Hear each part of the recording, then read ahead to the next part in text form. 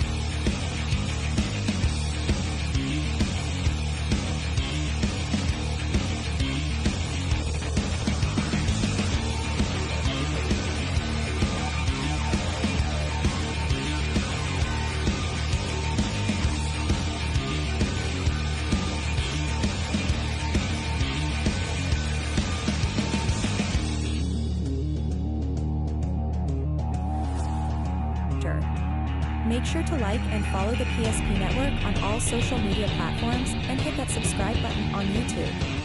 PSP Network. It's game day. That sinking feeling you get when this happens? That's oil change-anxiety. The anxiety of being without a car with a billion things to do. The fear of being overcharged. The stress of not knowing where to go or who to trust. But you never get those feelings at Valvoline Instant Oil Change, where you can watch us work right from your car, and we finish up in about 15 minutes. We changed your oil and did our 18-point safety check. Valvoline Instant Oil Change. Service you can see, experts you can trust. We've changed our name, but we haven't changed the DNA of who we are. We still offer the best product at the best price with the same people. For over 25 years, we've been your only choice for tires in the local area, providing all major brands under one roof at a fair price for your family's budget. Plus that excellent service after the sale with free rotations, free alignment check, free flat repairs with our exclusive Plus plan. That tradition continues today. Looking for tires you can trust? Choose us. Trusted Tire and Auto. When it's time to choose your team, you want to pick the best. I pick Carson Wentz. I pick Hunter Lipke. Where'd you come from? I was in football, just like you. Always choose people you know and trust for your team, like your community bankers at First Western Bank and Trust. You can bank on us. For decades, Nodak Insurance Company has been serving our state's residents in good times and challenging times. We come together for the greater good, from simple acts of kindness to company-wide efforts that make a difference in our community. It's who we are, rooted in North Dakota and ready to serve when it matters most. Nodak Insurance Company, agents with answers. Darren Johnson, Cody Olson, and Scott Wilkins, your agents with answers in Mandan. You have built an amazing life by working hard and doing your job well. Delivering financial advice is what we do well. At Ameriprise Financial, our job is to use our skills, experience, and research to help you become more successful in today's economy. What we want you to walk away from each encounter with is satisfaction in knowing that together, we've done what we can to help you work toward a better future.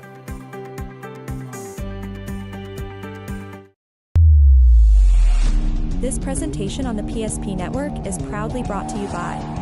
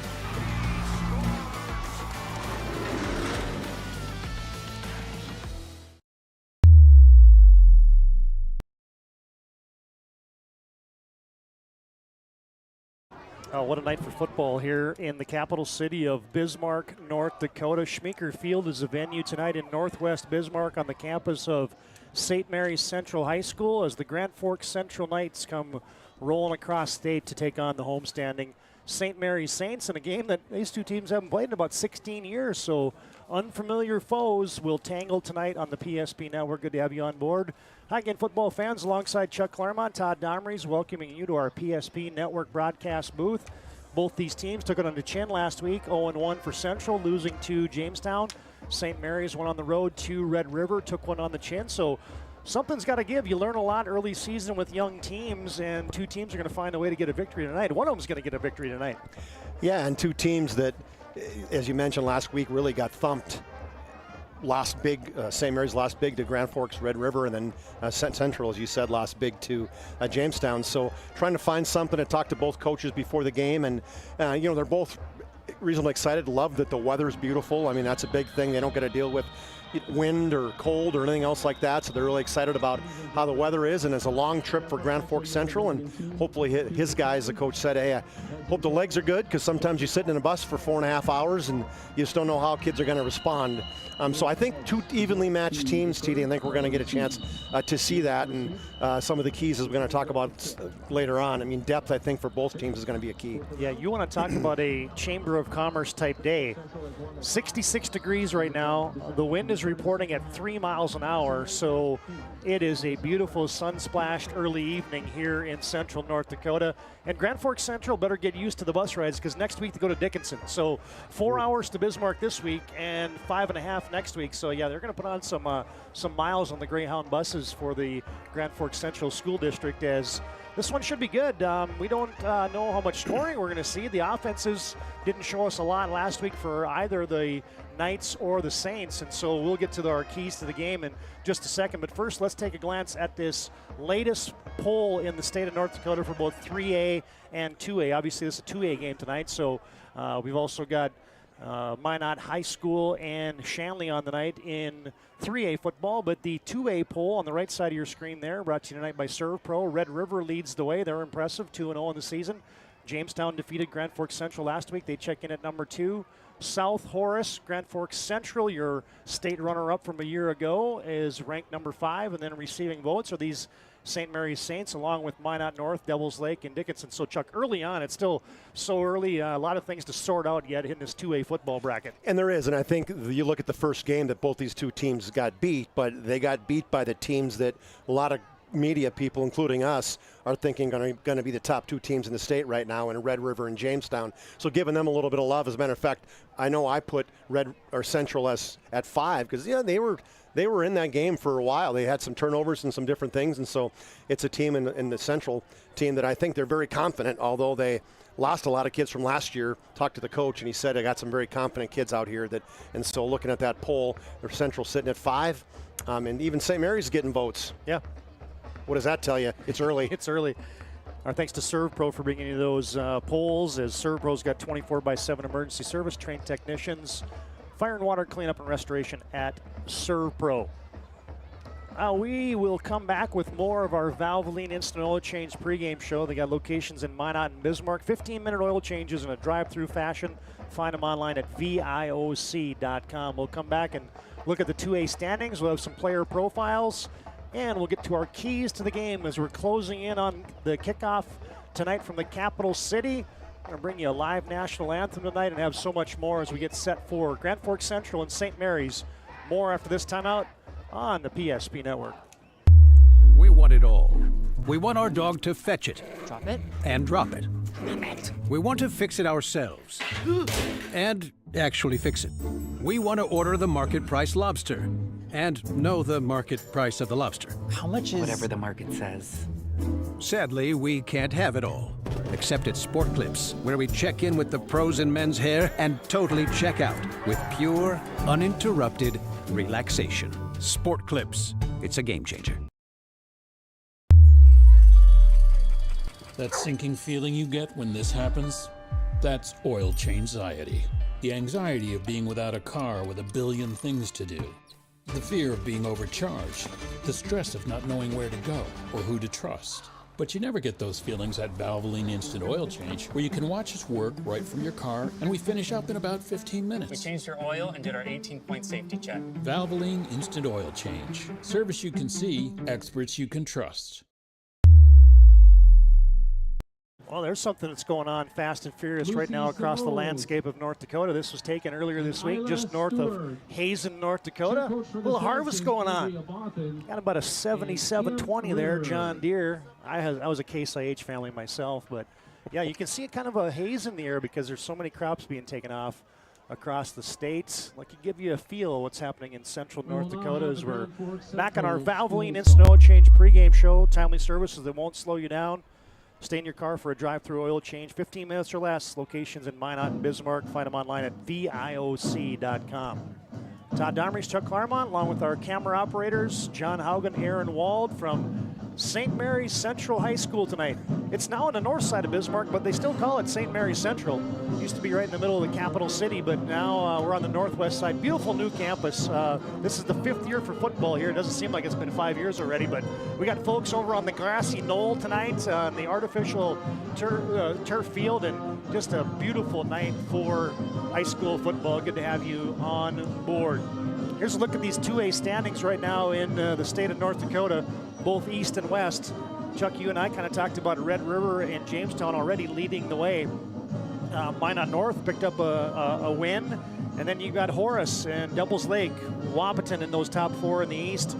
St. Mary's looking to get that first W. Watford City, Dickinson a slow start at 0-2, but there is so many more things to take care of here as we're just a couple weeks. Most teams maybe only a week into the season, and they're trying to figure out lineups, overcome injuries, replace seniors that graduated a year ago. Lots of things to try to sort out early on. Yes, so far the teams that I know that I've done last week and this week, we're talking about major overhauls. Bismarck St. Mary's only returns 2 guys on both offense and defense, and if you look at Red River, I mean, 25 seniors they lost on that team that got second in state, and they only have 6 seniors this year. So when you look at that, I mean, that is, for a coach, extremely devastating to step into as Coach Jake Showers in his 3rd year.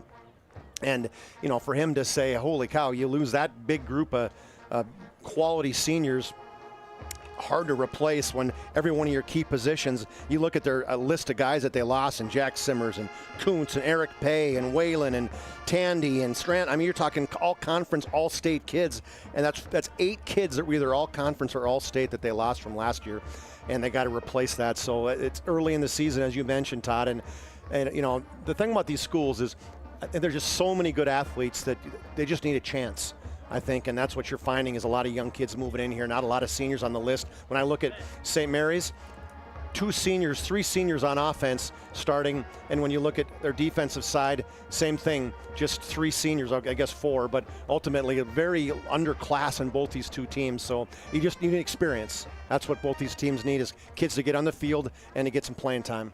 Crowd still filing in. It was back to school night tailgate here at St. Mary's tonight. So, man, there's a good contingent of folks still out in the parking lot tailgating it up, just like I'll be doing at the UND Fighting Hawks football game tomorrow as they take on the Grizz. So I think, what do you think? I'm going to get about 3-4 hours of tailgating. You think that's enough?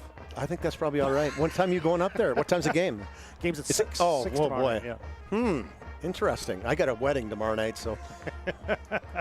Matter of fact, I got to talk about that. I saw the wedding that one of the assistant coaches for St. Mary's, Cade Rolfs, his brother is getting married to Chloe Miller, also St. Mary's person. So a big deal right there for the old St. Mary's kids. Cade Rolfs' brother Brody is getting married, and so I was just going to wonder if Cade made it. I bet he did. They played golf this morning, I saw, in a little bit of the pre-wedding golf, and I'm sure he's there today. The Saints faithful are getting a walkout tunnel as well for the team right now, so that's cool. Hey, fans, other games we'll be tracking for you tonight on our BNC National Bank scoreboard, where they make life busy. Managing money is easy with locations in North Dakota and Arizona. Visit BNC Bank online at bnc.bank. There's already a game going on as Minot North is leading Wahpeton. How about the Sentinels? 1-0 in the season, and now up on the Huskies 21-7 with 8 minutes left in the second quarter. Valley City is at Devil's Lake tonight. Jamestown and Horace take a matchup in Horace tonight. Actually, it's in Jamestown, I beg your pardon. Ranked teams there. Of course, you got St. Mary's and Central here, and Fargo South and Dickinson tonight, as Dickinson has crossed the state to take on the South Bruins. There's your games we'll be tracking tonight on your BNC National Bank scoreboard. And Chuck, let's talk about this matchup.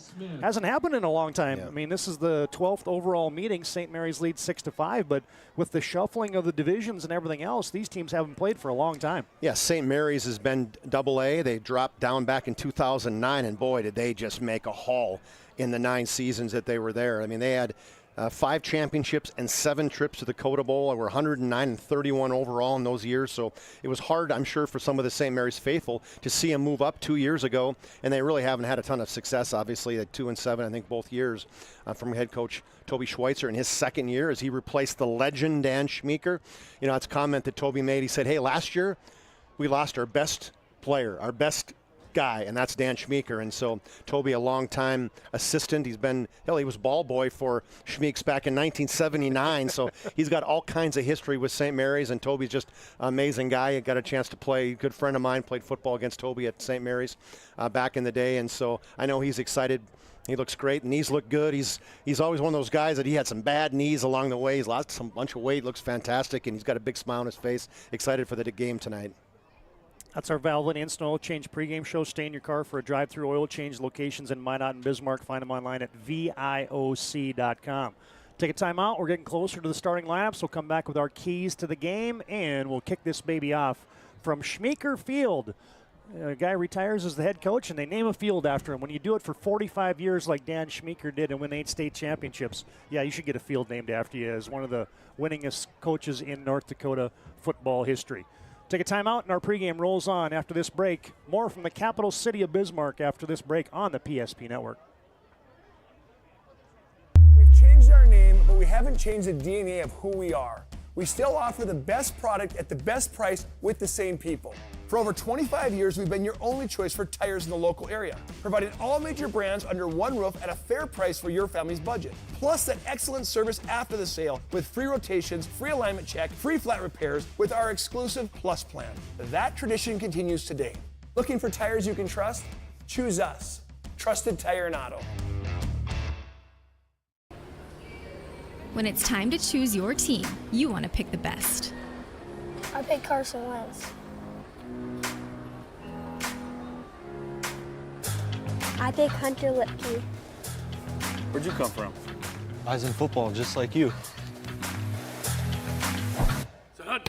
Always choose people you know and trust for your team, like your community bankers at First Western Bank and Trust. You can bank on us.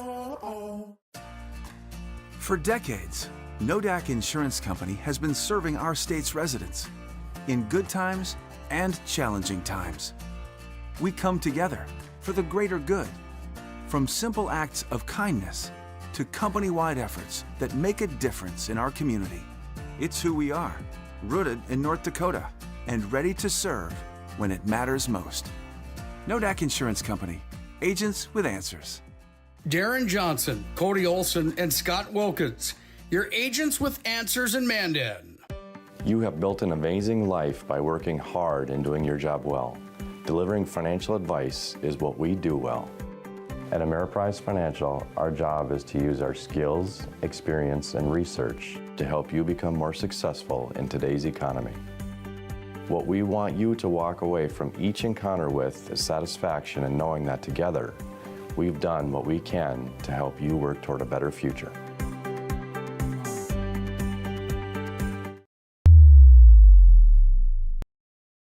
Back from St. Mary's Central High School, Schmeeker Field in Bismarck. It's our Valvoline Instant Oil Change pregame show. Here's a quick look at our schedule this week on the PSP Network. Of course, we've got a triple header of football tonight. We mentioned Minot North and Wapton. You can find that on the PSP Network YouTube page. Right now it is approaching halftime in that game. They started about an hour earlier than our game here. Minot and Shanley tonight. Grand Forks Central at St. Mary's, of course, here. And then tomorrow we got WDA Soccer, Bismarck at Minot. There's your Week 3 PSP jam-packed schedule once again.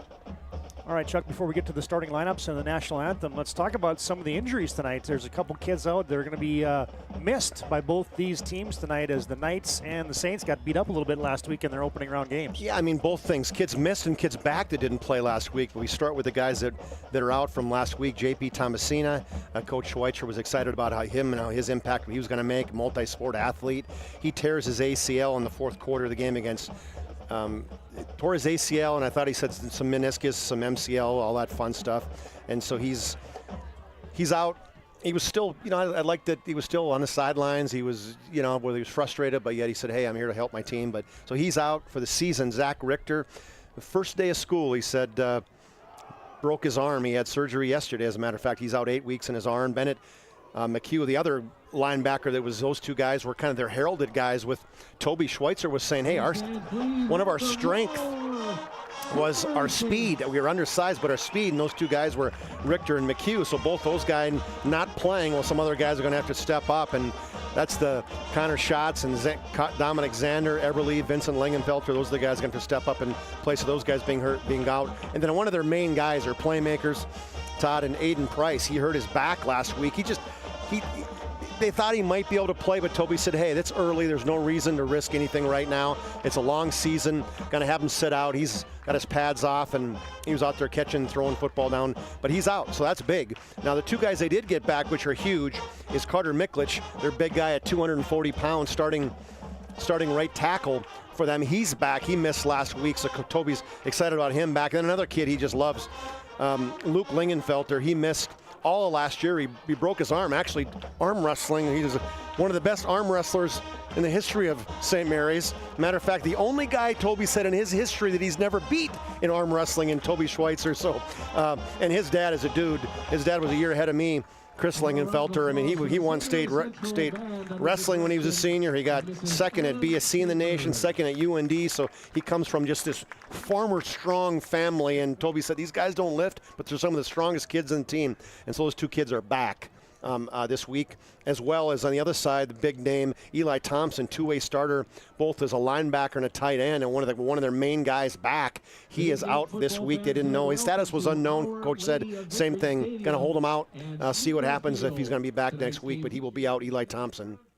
It's time now for our keys to the game, brought to you by Northern Plains Heating and Air. 25 years experience as your heating and air experts. No other choice to seal your heating and air game than Northern Plains Heating and Air. Find them online at northern-plains.com. And Chuck, for Grand Forks Central, hey, that was a running team last year, and now are they going to continue to do that? Are they going to diversify? And then I think probably a key for both these teams, they got to bring the defense this week. Yeah, they gave up a lot of points last week and a lot of yards and didn't have a lot of yards. So offensively, they got to kick it in gear, and defensively, they got to figure something out because both these two teams gave up a ton of yards against Jamestown and Grand Forks Central. Grand Forks Red River, excuse me. Yeah, and for St. Mary's, hey, the turnover bug probably got a little of both these teams. And of these two teams,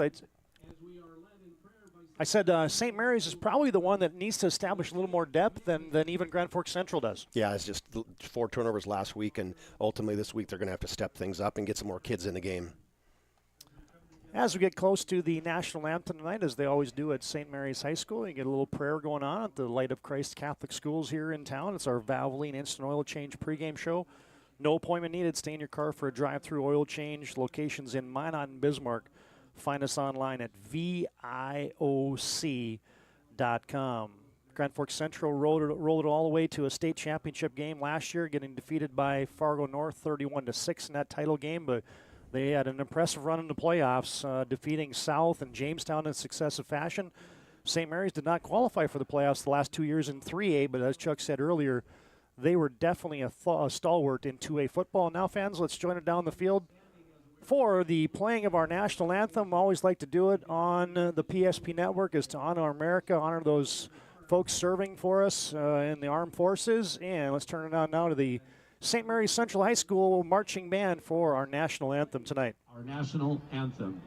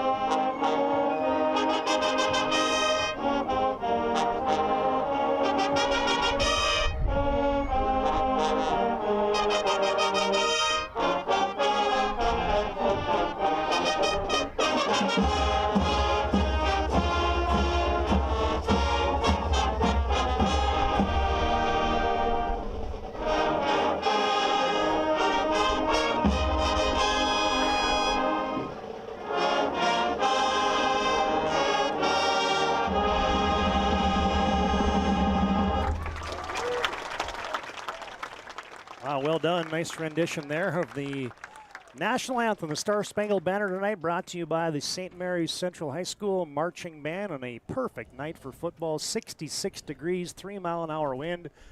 And we're just about set for our lineups tonight. I think it's going to be the Grand Forks Central offense, right? It is. Central won the toss, and no, they deferred. They deferred, yep. So actually St. Mary's gets the ball, I'm pretty sure. So they're, they're announcing Central defense. All right, let's take a look at that. First off, in this 3-4 defense. Defensive end, Ryder McNally. Up front, the nose guard, Keegan Hauser. Brody Melliker is your defensive end. And your linebackers tonight, Zethan Feldman, I beg your pardon, filling in for Eli Thompson tonight. Naz Fisher, Johnny Shrek, Logan Voorhees, Braden Dirks, Zaid Martin are your corners, and then Brooklyn Bruce and Latrell Murph are your strong safety and free safety, respectively, for head coach Jake Schauer in his 3rd season. I like what Coach Schauer does. That guy's an upbeat, energetic guy on the sidelines for the Grand Forks Central Knights. All right, for your St. Mary's offense tonight, up front, Roman Barnes, Jackson Barth, Benedict Baumgartner is your center. Max Griffin from left to right is your right guard, and Carter Miklich back in action tonight for St. Mary's. He's the right tackle. So up front, St. Mary's will go 285, 220, 235, 185, and 240. You contrast that against Central's defensive front is 185, 205, and 215. So I'd say a little bit of a size advantage for St. Mary's up front. Yeah, the linebackers for Central are as big as their front line in that 3-4 defense. Yeah. Well, in most 3-4 defenses, you're going to have one of those linebackers up on the line, maybe rushing the passer as an outside edge rusher type. St. Mary's offense also looks like this. Connor Schatz, I beg your pardon, is the senior tight end. Brady Ruggles will be starting at a wide receiver tonight, along with Ryan Borer. And then your backfield looks like this for the Saints. Charles Richter's your junior starting quarterback. Good size and speed with Richter, 6'2", 210. And your backs will be David Vetter tonight, 5'6", 160-pound senior. And then you also get a look at Beckett Price quite a bit tonight as well, the 5'9", 165-pound running back for Toby Schweitzer in his second season now at the helm of the St. Mary's Saints. St. Mary's goes in their home blue uniforms, that royal blue helmets and the gray pants. And Grand Forks Central tonight in their road white uniforms, crimson pants and crimson helmets. It's weird not seeing or hearing Matt Pitts next to us. Has he been an assistant for St. Mary's forever, and I don't see him on the field. Scott told me earlier this year that he kind of retired. Probably helping. I'm sure Toby's probably on the phone with him a lot, but he's usually he's very colorful next to us in the booth usually. Yeah, colorful is a good way to put it. Fans, that's our Valvoline Instant Oil Change pregame show. Thanks to those folks for bringing you our pregame tonight. 15-minute oil change. Locations in Minot and Bismarck. Find us online at VIOC.com. Assistant coaches Bud Etzold, Jackson Euler, Matt Pitts, Lane Volts, Jackson Grodd. Well, let's morph into live game as Alex Schaefbauer, St. Mary's bouncing up and down at midfield. They'll have the football first. Kicking off for Grand Forks Central will be Talon Lunsky. And we're going to see who's back to receive for St. Mary's. Aiden Price is sometimes back there, but he's out on an injury tonight, so we'll make sure and get... Probably his brother Beckett, I'm going to guess, is going to be back. And he's talked to some guys from St. Mary's, and they said as good of an athlete as Aiden is, Beckett might be a better athlete, and he's super tough kid. Starting running back, just a sophomore. Might also have Cortland Aberly back there. Okay. Maybe he might be an up man. We'll figure it out here. That kick return unit gets their instructions from Toby Schweitzer, and we're just about set for football. We won't have to talk about the weather or the wind the rest of the night because it is a non-factor. Well, one thing we got to thank is the St. Peter family for this beautiful press box 5 years ago. I don't know if David's listening, but Dominic and Rose, the mom and dad, passed away, but just they're legends in the St. Mary's, and Dave and Tom and Diane and Billy that we appreciate it. I'm going to give Dave crap saying, hey, got to give Saints some more money so we can get a bathroom up here. And they do have Beckett Price back there along with Brady Ruggles for St. Mary's. Lunsky has it on a tee, and we're set for action tonight. Good to have you tuned into the PSP network. From left to right, that's north to south here at Schmeeker Field. Lunsky puts the boot to the leather, and he sends it near the sidelines, and it stops at the 10. Picked up there by Beckett Price, far side return, and he is stacked up at the 14-yard line. He's met by Zethan Feldman. First hat on him there for Grand Forks Central, and Charles Richter will bring this St. Mary's offense out first and 10, and the Saints will have it at the 14-yard line. Yeah, Richter started early in the season, and then they kind of moved him out of there, as Fedorchik was out a little bit. He did get a few balls that he got a chance to throw last year. Just 8 times he put the football up, and Sam Fedorchik had an amazing year for them. So it's going to be a little change of pace, let's just say, for the Saints. And both these teams will operate mostly out of the pistol tonight as Richter has the snap back. Quick hitter off the hands of Beckett Price. Was not a lateral, it was an incomplete pass. Defended there by the defensive end, Zethan Feldman, and it's an incomplete pass on first down. 2nd and 10 upcoming for the Saints. That's one of those spots on the field. The sun's going to set here quickly. You can already see the shadows enveloping the field, but that's one of those spots that if you were Beckett Price out there, you may have had a face full of sun trying to catch that pass. I mean, it's, I think, 15, so you got some time, but it's big. A big shadow is going to be on the field in about probably a half hour. Richter's back to pass on 2nd and 10. Flushed out of the pocket. Scrambles to the right side. Ooh, look at that slithery move as he slips his way out past the 20. Finally marked down at the 21-yard line. Tripped up there by the free safety Latrell Murph. That's a nice 7-yard scramble on 2nd down. He was, I liked that he was in the pocket. He was still looking as he was getting to the line of scrimmage. Then he just finally didn't see anybody open, so just tucked it. And Charles Richter's a good athlete. He's a wrestler, comes from a wrestling family. That's Richter family. I mean, they've been wrestling since, man, back when I was in 1983, and I just read something that said they're going to be Richters going to St. Mary's all the way into 2035 already. That's a big family. 3rd and 4 from the 21-yard line. Motion by Ruggles on the near side. And a handoff and a wide side run. Dancing in the hole is Vetter, and he can't get there. David Vetter pops off a 1 tackle, carries another one for maybe a hard-earned yard, but Logan Voorhees wraps him up, and that's going to set up a 4th down and 2, maybe a short 3 for St. Mary's, and the punting unit looks like it's coming out. Yeah, Vetter, I mean, he's a tough kid, but just 5'6", 160, so tough. They couldn't bring him down initially, but they sure stopped him at the line of scrimmage. Beckett Price back to punt, and flags fly as, did we get a timeout? Did we get,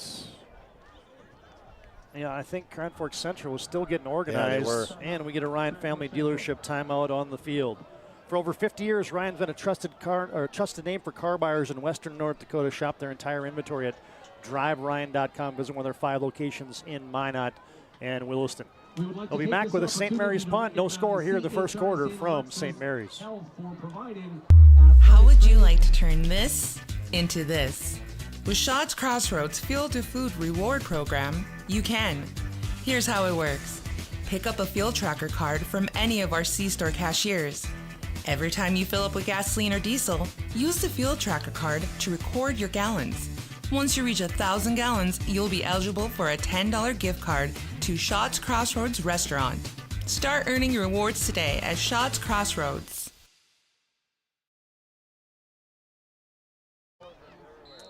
Fourth and 3 for St. Mary's. Beckett Price back to punt. Zaid Martin back to receive. The snap is high. Price gets it and sends a high spiraling punt. And a huge St. Mary's bounce. It landed at the St. Mary's 49, and then it took off. He got a 24, maybe a 25-yard roll, did Beckett Price, and that immediately changes field position. No return, and Grand Forks Central will take over. 50-yard punt. I mean, what a change of scenery, and that he almost went over his head, was able to bring it down, and Beckett Price just kicked a high spiral and just landed perfectly where it got that forward roll. Here's your Grand Forks Central starting offense up front. Meliker, Eli Fisher, Ryder McAnally, Keegan Hauser, Carson Corbett up front. Quarterback is Noah Lease, Logan Voorhees, Naz Fisher in the backfield as motion by the tight end. Quick hitter, far side. Caught there by Dirks. Little quick hitter outside the numbers. Dirks has the reception from Lease, and it's a short 2-yard gain before he's wrapped up there by Ryan Borer. Well, Coach Schauer was right. He said, hey, I got to get the ball out into some of my playmakers. And Dirks was one of the guys he mentioned, and right away got him in space. But good tackle right there by Ryan Borer, and the one-on-one out there in the flat. A gain of 3 we'll give him. It's 2nd and 7 from the far side hash mark. Central moving left to right. Lease out of the gun with Voorhees standing beside him. Couple receivers to the wide side. Another quick pass. This one brought in there by Brooklyn Bruce. As Central going the short passing game, and they're going to have a first down. They get the yard to gain by yard, and he's stuck there by Cortland Aberle. Wide receiver screen on that outside, and had 3 guys in a little bunch formation. Got good blocking and quickness again. Another one of their athletes that Coach Schauer said, got to get it to Dirks, got to get to Bruce. Well, 2 for 2 so far in 2 plays. Got it to their playmakers. And 1st and 10 for the Knights from their own 36-yard line. And a handoff now to Voorhees, and he's sandwiched. Squish through for a couple-yard gain out to the 39. Give him 3 before he's sandwiched there by Cortland Aberle and Connor Schatz. Yeah, Aberle came up and Schatz both right there, hit him quickly, but still good job by Voorhees. He's a big kid too. Voorhees at 5'10", 215. So both these backs, same size in Naz Fisher and Logan Voorhees. So they're their guys that are going to punish you. Quante Henry is the tight end, filling in for Eli Thompson. He's lined up as a little H-back to the left. 2nd and 7, wide side run. There goes Voorhees, and he's sprinting, and he's galloping out for a first down. Past the 45, cut down at the 47, give him 9 before David Vetter submarines him. But a nice gain on a first down for the Knights. Yeah, Voorhees started on that right side and that split back, and good job of blocking by the left side. And Melliker and Eli Fisher opened up a big hole, squared those shoulders, ran through a couple tackles, picked up that nice gain of, 9 on the play, TD? Central will send out Dirks and Latrell Murph to the right. Lease out of the gun again on 1st and 10 from their own 48. Long count, another handoff. Voorhees, he is stuck, bounces off it, spins for a couple yards. That guy is hard to bring down right there. Finally dropped down there by Brady Ruggles. Oh, he's on here. I was like, he got hit right square by the nose guard Roman Barnes, but he didn't wrap him up, and Voorhees just bounced off him and was able to pick up some positive yardage. Yeah, Ryan Family Dealership replay. Watch this pinball action here as Voorhees got hit in the hole and boom, boom, boom, boom, ping, boom, boom, boom, boom, boom. And there he goes. Stayed on his feet. Give him 3, and now it's 2nd down and 3. Dirks has a quick hitter. Midfield, gets a block. Pushed out of bounds. Another first down coming for the Knights. Ushered out of bounds by David Vetter. But that's going to be another 12-yard gain for Grand Forks Central, and a nice opening drive here developing for the Knights. So far, it's that quick passing game. They've been able to get it to the outside to Dirks and Bruce now this time again. So second pass completed for Brooklyn Bruce, and he's quick too. You know, once he catches it, gets upfield, nicely thrown ball by the quarterback Noah Lease. Next game brought to you by Minot State. Be seen, be heard, be you at Minot State University. Halfway through the first quarter, no score on your BNC Bank scoreboard. And handoff, this time Grand Forks Central can't get it going as the first touch for Naz Fisher results in a loss on the play as Vincent Legenfelder and Dominic Zander there to meet and greet Fisher for a loss of 3. Yeah, one thing they're not doing, though, is they're not wrapping up. Legenfelder hit him at about 4 or 5 yards deep, and then he bounced right off him. But good job by Dominic Zander, the linebacker, to come in and go down low, saying, I'm not going to go at Fisher up high at 215. A loss of 3 on the play sets up 2nd and 13 from the St. Mary's 40. Lee sends Dirks in motion to the right. He's looking that way. Now they're going to look for a screen, and he is going to be dropped. Cortland Aberle from his linebacker position came sprinting in, and that's a sack on the play for the Saints. I love that. And one thing Toby Schweitzer loved to do, TD, we've done a lot of these games when Schweitzer was the defensive coordinator. They loved sending their backers, and good call right there by Toby. Cortland Aberle went untouched into the backfield, made just a great gripping tackle, ripped him down from behind, or a big loss back to the 47-yard line. So a loss of 13 in the play. Yeah, Ryan Family Dealership right there. You saw an untouched Aberle, and now it's 3rd and a mile, 3rd and 20 to be exact. They go to the hard count, and they got St. Mary's to jump.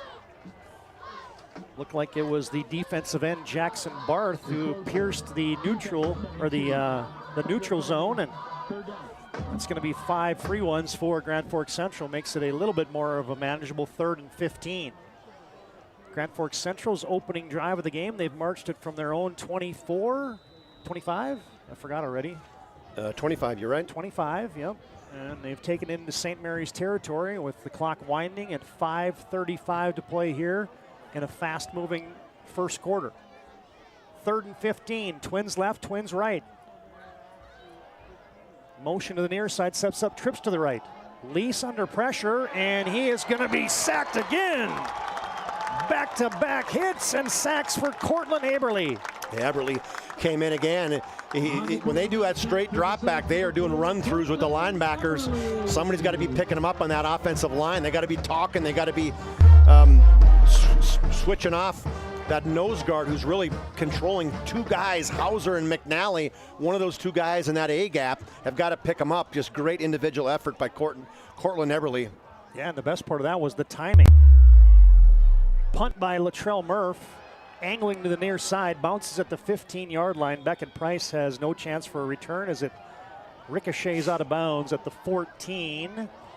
And that's where St. Mary's will take over on their second offensive possession. Promising drive for Central comes up empty, but back-to-back sacks for the Saints denies that drive. Yeah, Toby's just known for that, known for putting pressure, especially on these young quarterbacks too, you know. It was almost a delayed blitz there by Eberle, and that causes problems. You know, as an offensive guy, if that guy doesn't come right away, he's much harder to diagnose if you're already engaged. And Richter sets him down, 1st and 10 from the 14-yard line. And they're going to hand it off to David Vetter, and there is all kinds of traffic in the backfield and nothing going there. That's going to be a loss of 4 all the way back to the 10-yard line. David Vetter went backwards as he was sandwiched down by Keegan Hauser, the nose guard. Yeah, one of the things you got to do if you're David Vetter is you got to run forward. Right, the running to the side is not good, and the guys up front are really struggling. And that matchup with Bennett Baumgartner and Keegan Hauser. Hauser's good athlete, two-way starter. Coach has said a lot of good things about Keegan. St. Mary's now facing 2nd and 13 from the far side hash mark. Richter, the handoff is bobbled, and boy, there is nowhere to go again. On the carry for the Saints, number 21, Beckett Price. Beckett Price. No gain on the play, and Keegan Hauser is introducing himself to the St. Mary's Central backfield. Yeah, they just bobbled it a little bit, but the reason you bobbled it is because you got a bunch of white jerseys with maroon helmets breathing down your neck, so they'd be lucky to pick it up, kind of short hop it, and then just kind of duck and get underneath Hauser before he just absolutely smothered him. Well, 3rd and long for the Saints. Couple receivers right. Backs flanking Richter. Back to pass, throws it deep over the middle. Too tall for Brady Ruggles, who had a step behind the defense. Richter took a shot. As Ruggles had gotten behind Braden Dirks, but the pass falls incomplete. Yes, Zethan Feldman is the guy who blitzed it, or I don't know if it blitzed, he was probably the guy on the line of scrimmage, and that 3-4 from the outside linebacker, and he got in immediately, forced to throw a little bit earlier than he wanted to, TD. As you mentioned, Ruggles, he had some room. Beckett Price back to punt again for the 2nd time, standing in his own end zone. Another high snap. Price goes up to get it, and this one's a wobbling kick towards the Central sideline. St. Mary's favorable roll is going to go out of bounds at about the 37-yard line, so a 26-yard punt for Beckett Price.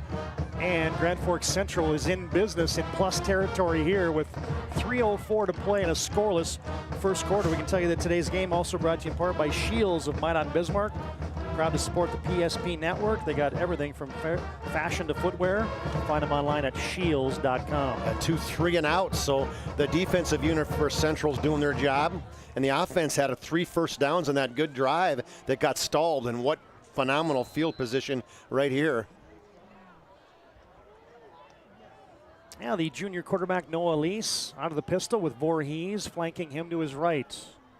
And they'll hand it off to Voorhees, off the left tackle, and he's ganged up at about the 35-yard line. We're going to give him a couple yards there as he's bottled up by Roman Barnes and Cortland Eberle. Pulling guard in the backside, Keegan Hauser was leading him through, ran right by Cortland Eberle. Eberle's all over the field right now, TD. He is pining for that MVP of the game, surely on the defensive side. Well, it is a briskly moving first quarter. When you run the ball, clock doesn't stop. Quante Henry switches sides of the formation. Another handoff to Voorhees, and he's grabbed and slung down from behind by none other than Vincent Langenfelter. Langenfelter, as we mentioned, the Langenfelter brothers, as he came in from the outside. You're not going to get out of his grip. These guys are strong. They're the arm wrestlers. They're just farm strong, as I mentioned that, and he just grabbed a hold of the down by the waist and pulled him right down. Could be 4 down territory here if you're head coach Jake Schauer and the Grand Forks Central Knights at the 34-yard line facing a 3rd and 7. Long count. Lease slings it near side. Brooklyn Bruce is met. Brady Ruggles just stamped him for no gain. Ruggles, good athlete. Father was a great athlete. T. Scranton is where his father Reed played football, went on to play at University of Mary, but what a play by his son. Brady came up, read it right away. TD made a great man-to-man, one-on-one tackle. Yeah, just good read recognition and a big hit there for Ruggles. Latrell Murphy punts for the Coffin corner and did a pretty good job of it. Yeah.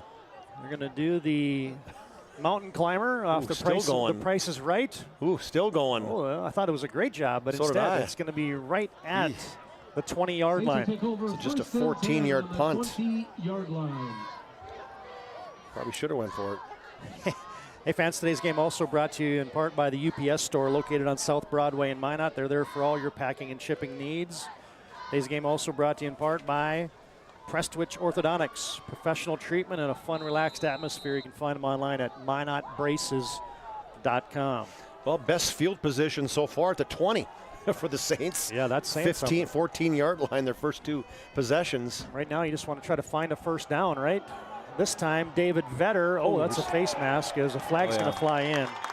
As Stephen Feldman got a fistful of a mask there on David Vetter, and then that was an easy call. You'd have rung that one up in Braille. It's their best run of the day, a 3-yard pickup, and then you'll tack 15 on top of that one. Let's see if we can get your Ryan Family Dealership replay of this. As St. Mary's actually had some movement on the left side of that offensive line. Vetter made one man miss and then just got yanked down by the face mask right there. Oh yeah, there you see it. Yeah, that was, like you said, pretty easy call. The official was about 5 yards from him. And St. Mary's gets a first down, courtesy of the 15-yard whistle against Grand Forks Central from the near side hash mark. Richter with the back on either side of him. He's back to pass. Looks like a screen, and it's rifled off of the hands of Dominic Zander. When it was set up, TD, it 3 guys out there, 3 linemen on 1 central defender, and the rest of the guys were running kind of fly patterns. They were down deep, and the guys in the secondary were deep back, and he wants that one back because he looked up way too early, and that would have been that one would have been a first down and more. I think you had that so set up. I think Richter got a little bit too antsy and maybe had a little bit too much mustard on that one, as that was a tight quarter pass, not a lot of distance there, and that one had some steam on it. Zander couldn't handle it. 2nd and 10, near side run. Oh, St. Mary's breaks one. There goes Bennett Price, and he rambles his way into Knights territory. And a first down gallop all the way to Grand Forks Central's 40-yard line. Give him a gain of 23, and the Saints are on the move.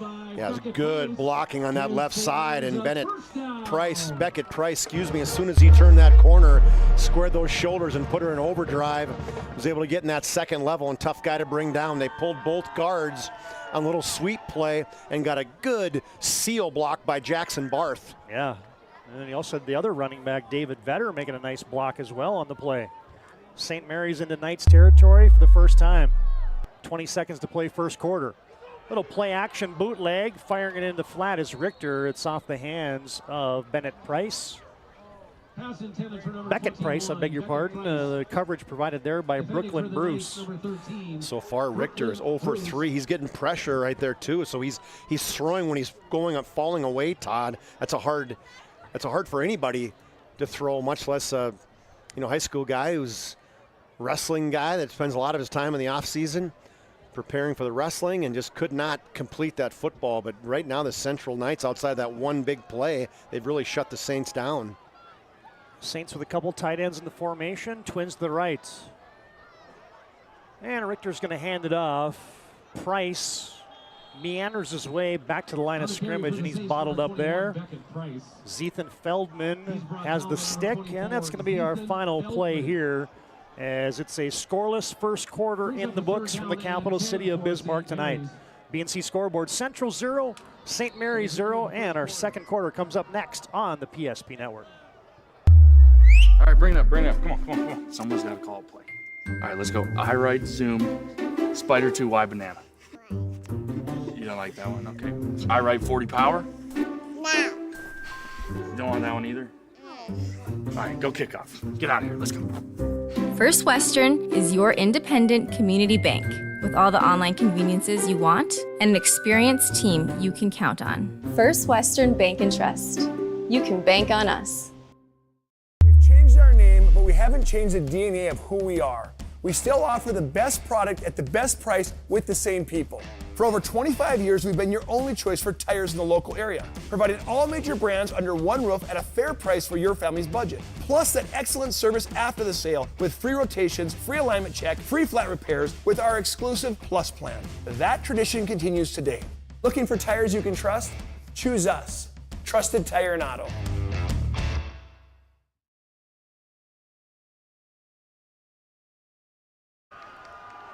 Good to have John Haugen and Aaron Wald running the cameras for us tonight on the PSP Network. Todd Darmers, Chuck Claremont back with you. St. Mary's facing a 3rd and 10 from the Knights' 40-yard line. Richter is back to pass. Got some time, looks deep over the middle. He's got Ruggles. He's got it at the 5, back pedals, touchdown! St. Mary's hits pay dirt from 40 yards out. And a good blocking up front. You got a good blocking up front by the Hogs because he allowed him time. That was that deep backside post, Todd, by Ruggles. And I think it was Dirks who let him just get behind him, and a great throw. Stepped up in the pocket, got it high in the air, allowed Ruggles to run underneath it. There he goes on the backside deep post. I think it was halves, and maybe didn't realize Charles Richter could throw it that far. So 40-yard pass and catch for the Saints, getting the board first. St. Mary's on for the extra point, and that is blocked as Oliver Coughlin. Extra point is blocked by Zethan Feldman. Ryder McAnally. And St. Mary's has a touchdown, and we'll take a touchdown timeout. Saints 6, Knights 0, just starting the second quarter of play here on the PSP Network. If you're looking for a new vehicle, Ryan Family Dealerships has the best selection we've had in years. You'll find fantastic offers from Nissan, Honda, Chevrolet, Buick, GMC, Cadillac, Chrysler, Dodge, Jeep, and Ram. Hold on. Ryan sells Chrysler, Dodge, Jeep, and Ram? Yes, we do, and we'd love to sell one to you. Visit one of our 5 convenient locations in Minot and Williston. Get your next vehicle from a name you know and trust. Ryan Family Dealerships. In times of loss, ServPro brings hope. With expertise in Minot and Bismarck, we don't just restore homes, we rebuild lives.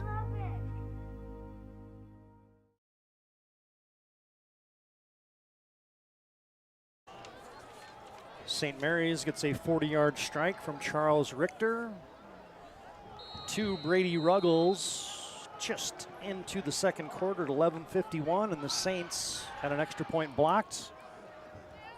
Coughlin will kick off, sends it deep. Zane Martin has it at the 5, to the 10, 15, angles wide side, makes a man miss at the 20, 25, 30. He's sprinting down the far sideline. Zane Martin with a nice return out to the 39-yard line, ushered out of bounds there by Cale Burns. He's quick. Yep. Cale Burns. Moving those feet a mile a minute. Zane Martin, 5'8", 165. St. Mary's, as you said, Chuck, they blocked that up nicely. That was a time out of a quarter break. They got the protection figured out, and that was an absolute strike that Richter to Ruggles. Extra point blocked. St. Mary's on top, 6-zip on your BNC National Bank scoreboard. Well, and here come the Knights. 1st and 10 from their own 39-yard line. Lease with Naz Fisher beside him. They hand it off to Naz, and he just took a lick. Nice gain for the Knights of about 6, maybe 7 yards, and then he got belted there by Dominic Zander. They love that play, whether it's Voorhees going left or right or Naz Fisher in that split back. Fisher comes from the backside. Voorhees helps block, and he turns and gets up in the hole right away. So nice blocking by Corbett and Hauser, but he got knocked from the side by Zander. But not until he got picked up.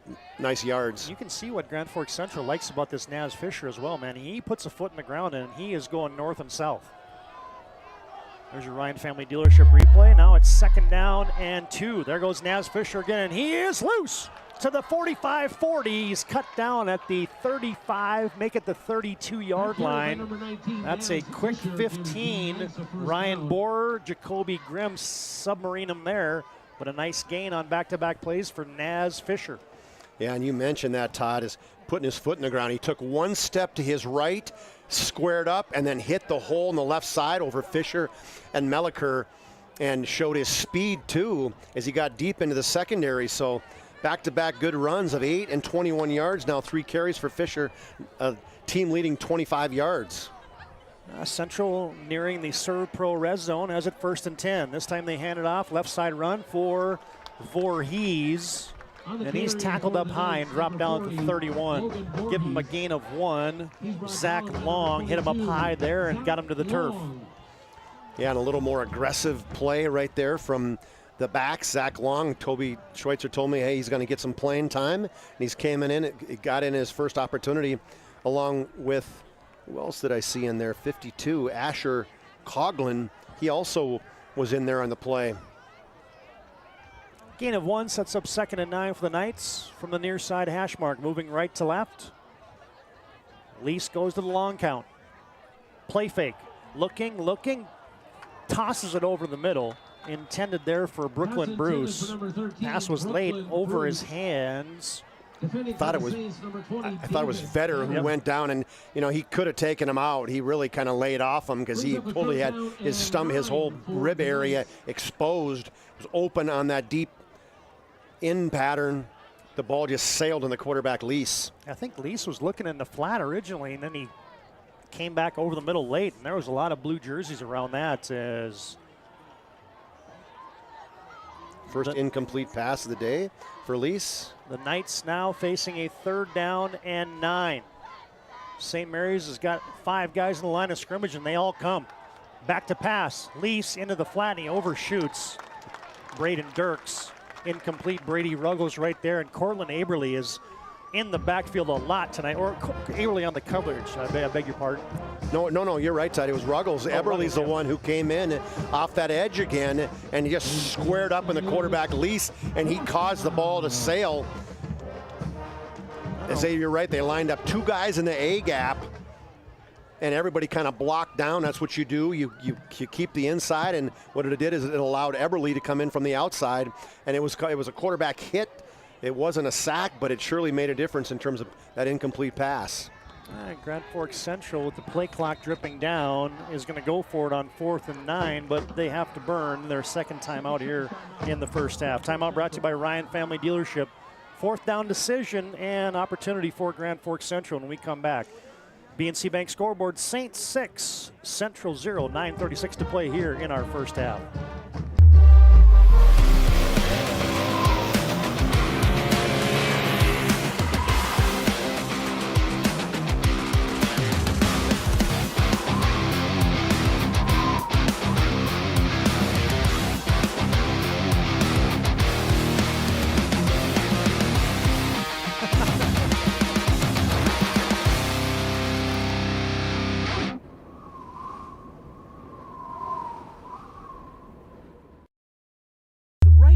Top a sub is with real red wine vinegar made from red grapes and no food coloring. And the right way to film it is in slow motion. Obviously. Because authentic ingredients make a sub above.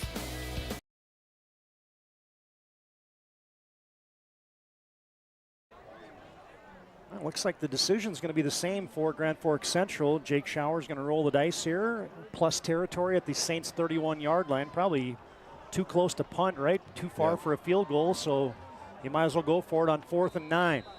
Twins to the near side, one receiver to the wide side. Saints with a 2-deep coverage.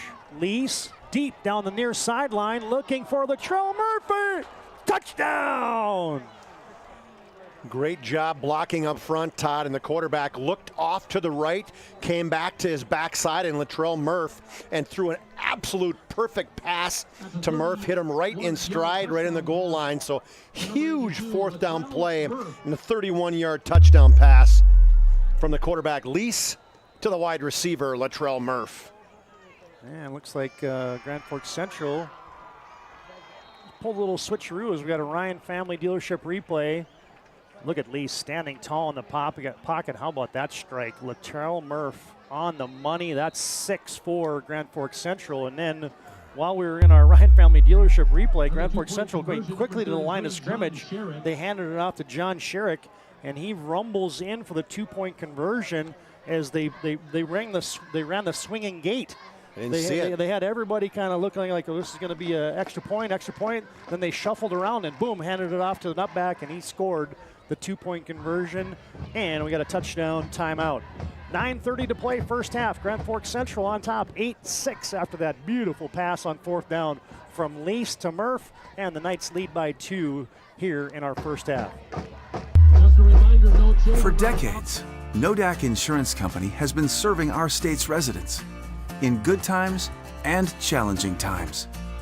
We come together for the greater good, from simple acts of kindness to company-wide efforts that make a difference in our community. It's who we are, rooted in North Dakota and ready to serve when it matters most. Nodak Insurance Company, agents with answers. Darren Johnson, Cody Olson, and Scott Wilkins, your agents with answers in Mandan. Banking is some of the most important things in your life, and banking at the right bank is very important. We're really proud of our bank because we have great people, and our people are what make our bank go. We always want to treat our customers right and do the best job we can for them, and try to do things to help make our communities better.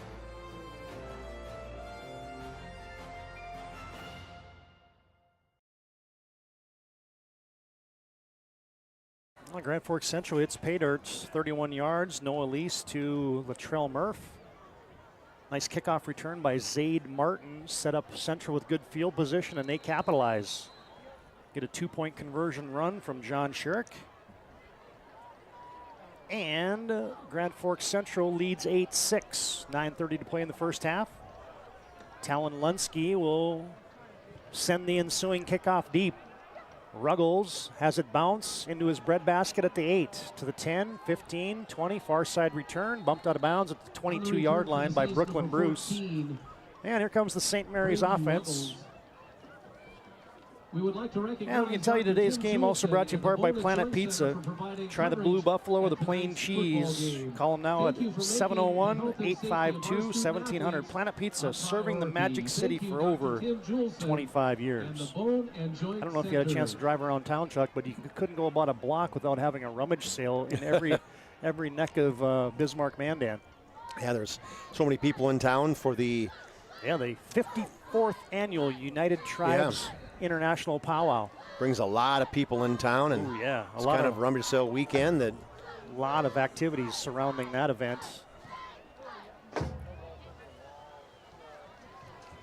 All right, St. Mary's sets them down. 1st and 10. Ball's on their own 25-yard line. And they fake a handoff. Richter did that read option, went north and south out to the 30.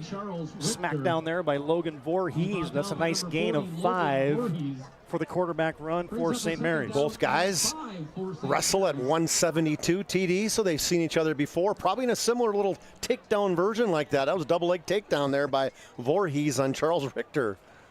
I love it. Now we're going to be seeing how many things we can talk about that are wrestling related.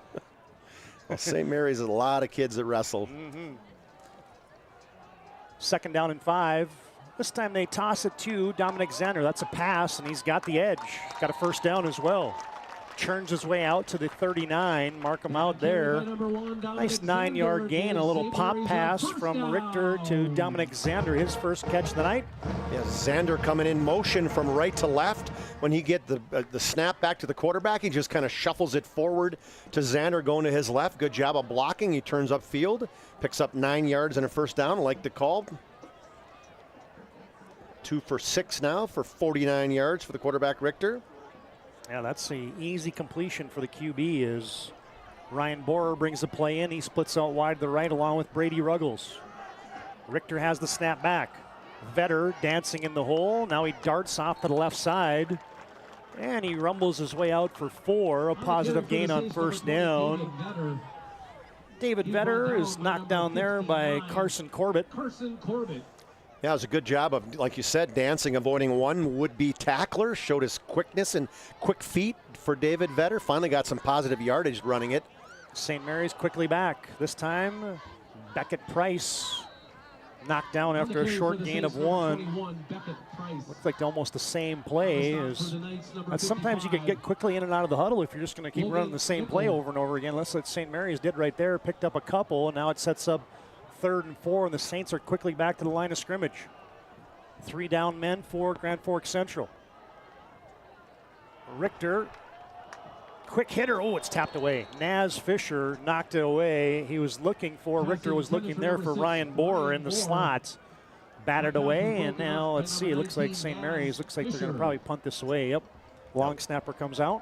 Little pop pass to Ryan Bohr as he's lined up. You mentioned Todd in the slot, just went straight ahead, and Naz Fisher read it all the way. He stepped up, knocked that one down. Well, these snaps have been an issue, and before we get going, it looks like St. Mary's had some personnel issues on the punting formation, and we get a Ryan Family Dealership timeout on the field. 5 locations in Minot and Williston. Find them online at driveryan.com.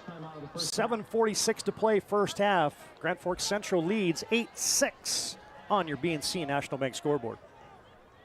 The best part about working at BNC National Bank is developing relationships. I love working with people. We've been here for over 25 years. We've grown just like our communities we're in. But we still have that personal connection with our customers. And that's why we can find the best solutions for them. It feels great seeing projects around the community and knowing we're a small part of making that happen. We're helping people buy their first homes. Plan for the future. From startups to big business. We're part of the community. And we're proud of it. Yours truly, BNC.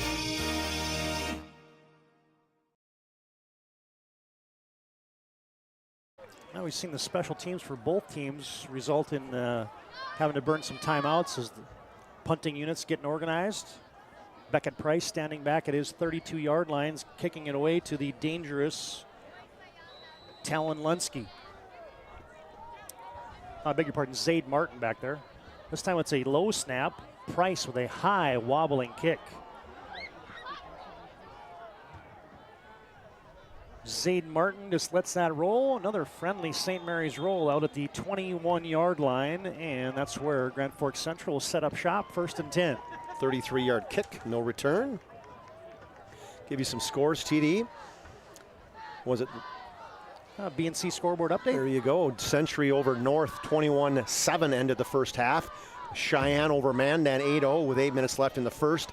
Minot leads Shanley 7-0, 11 minutes left in the second. Davies all over Legacy, 21-0 with 5 minutes left in the second. 2A scores. North leading Wahpeton, 28-21. Horace and Jamestown no score, as is South and Dickinson no score. 1st and 10 for the Knights from their own 21. They sling it out wide side. Oh, Dirks has it, and Brady Ruggles lit him up. And Ruggles read that all the way. Boy, he's a good athlete, this Brady Ruggles. Very smart kid, running those backside posts. This time his second quick read. This one a loss on that pass play to Braden Dirks. Yeah, loss of 3. Central's, well, they've gone to that short passing game, then they hit that one over the top to Latrell Murph for the touchdown, but mostly it's been a short passing attack. That one went backwards, 2nd down and 13 from their 18-yard line. Wide side run, oh, and getting stacked up in the backfield, Logan Voorhees, and he is knocked down by Dominic Zander.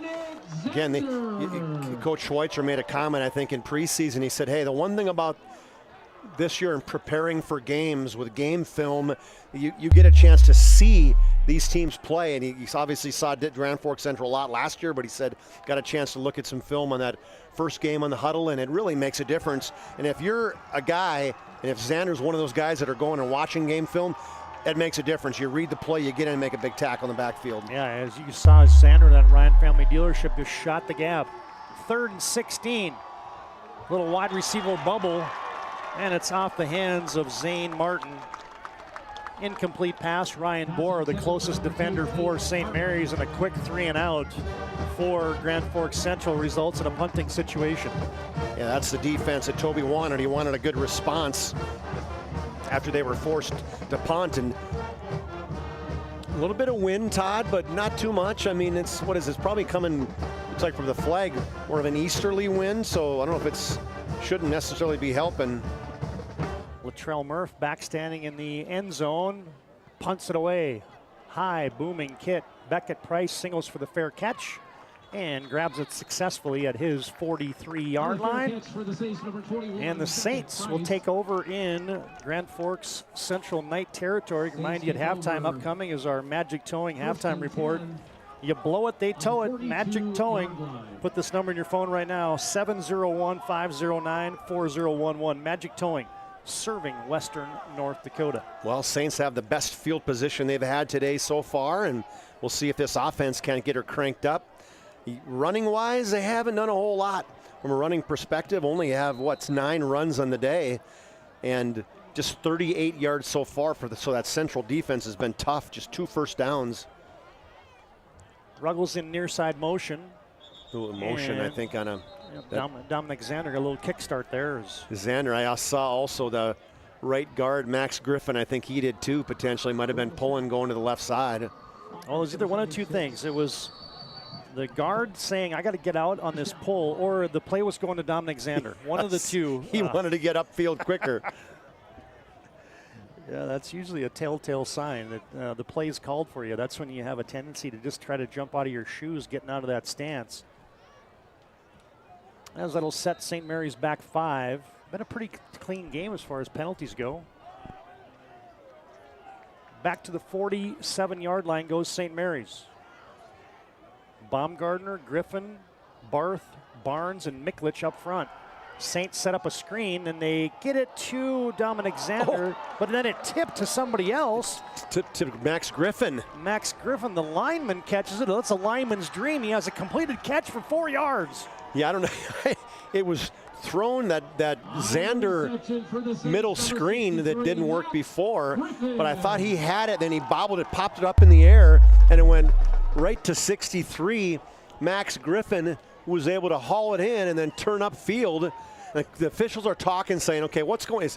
It's got to be a fumble, right, or a deflection, or is it an ineligible man? What are they going to do here? They're going to let her go. Let it play on.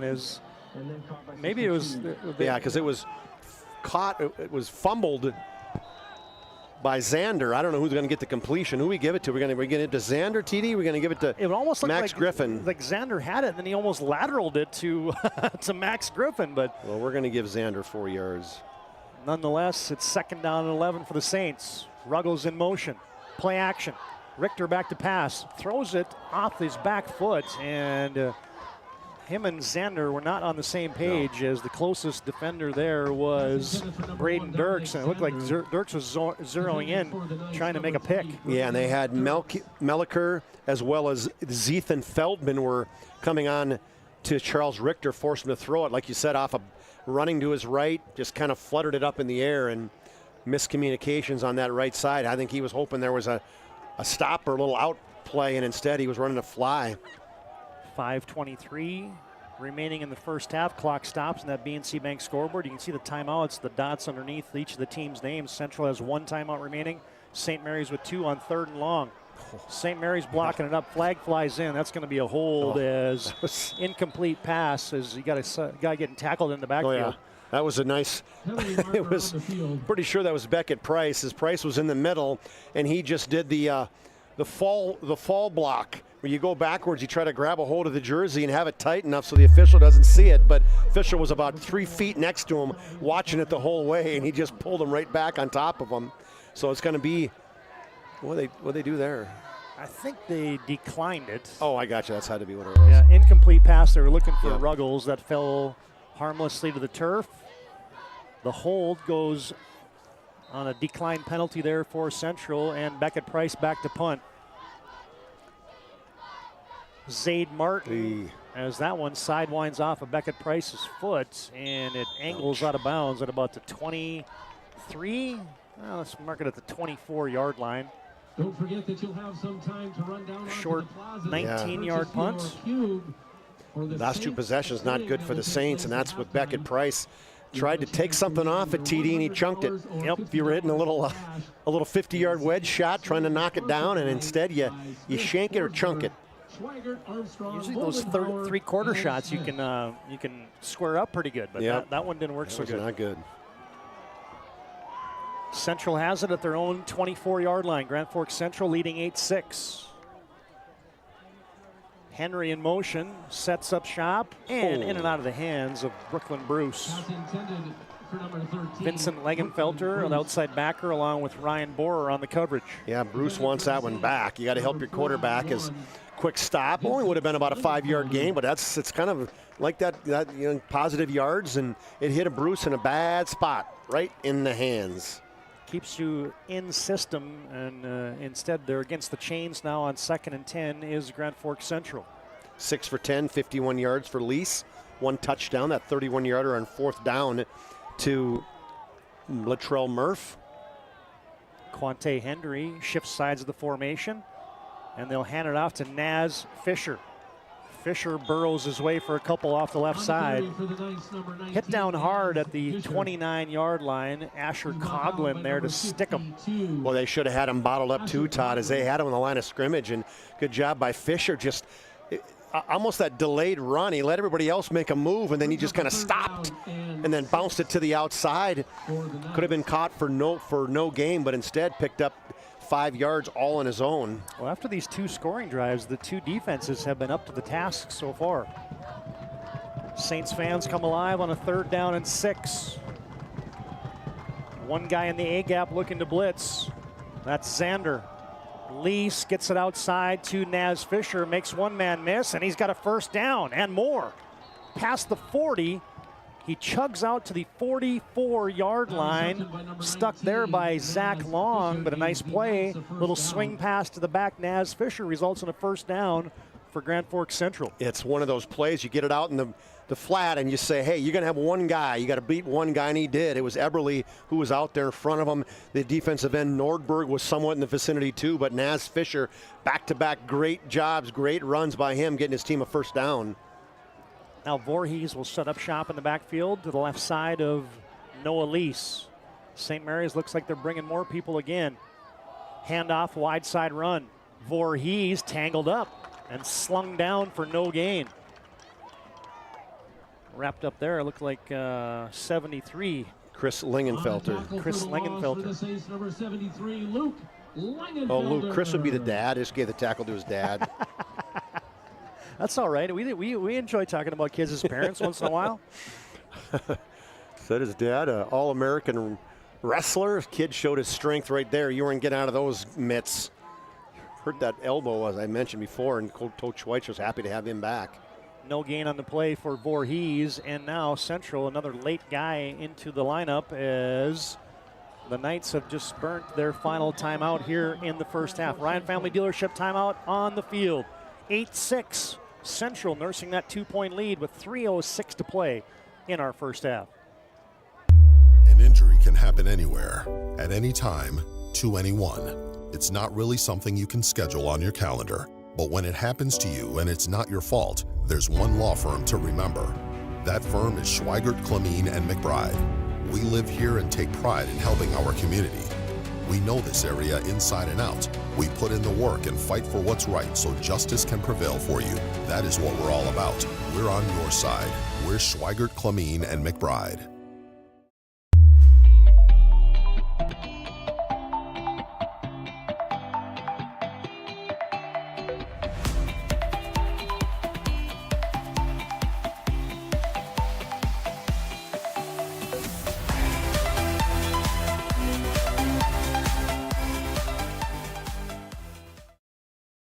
Back in action quickly out of that timeout by Grand Forks Central. They fake the bubble, looking over the top, under pressure. Lease throws it up late, and that is going to be caught. Caught by Grand Forks Central's Tyson Vano off a deflection and an ill-advised pass as Brady Ruggles looked like he had that all but picked off. Instead, it's a big gain for the Knights. You know, what do they talk about, Todd? You got to high point it, right? You can't sit back and wait for it to get to you, and that's exactly what Ruggles did. He waited and waited and waited, and as he waited, Vanio came and stepped in front of it and stole it away from him. You saw the tail end of it on your Ryan Family Dealership replay there. Grand Forks Central quickly into Saints territory, 2:30 to play first half. Wide side run, Voorhees pinballing off of tacklers, carrying people down to the 32-yard line, stacked up there by Dominic Zander. But Voorhees is a load when he gets those pads going north and south. 9th carry now for Voorhees. He's got 25 yards, but they've all been positive. They've hit him in the backfield a few times, and he has not been able to get him on a little TFL. So we got no timeouts is a key for the Knights because they used all three in some bad positions. Only time the clock will stop now for the Knights is on a first down, or if they get out of bounds, clock churns down to 1:55 to play. First half, 2nd down and 5. Henry in motion, handoff Voorhees, grabbed by the jersey, sheds that, and he picks up a positive gain to the 20. The clock will continue to roll as Asher Coughlin tried to just hand, like instead of tackling him, just try to grab the jersey. And right now, what you see most of these guys do is they got two-way tape on their jerseys to make it tight, so you're not, grabbing it. And they give Voorhees a couple on the gain down to the 30. They're not in any hurry, TD. Yeah, 3rd and 3 from the St. Mary's 30. Henry in motion to the right. Naz Fisher is the running back. Lease back to pass, under pressure, throws a screen.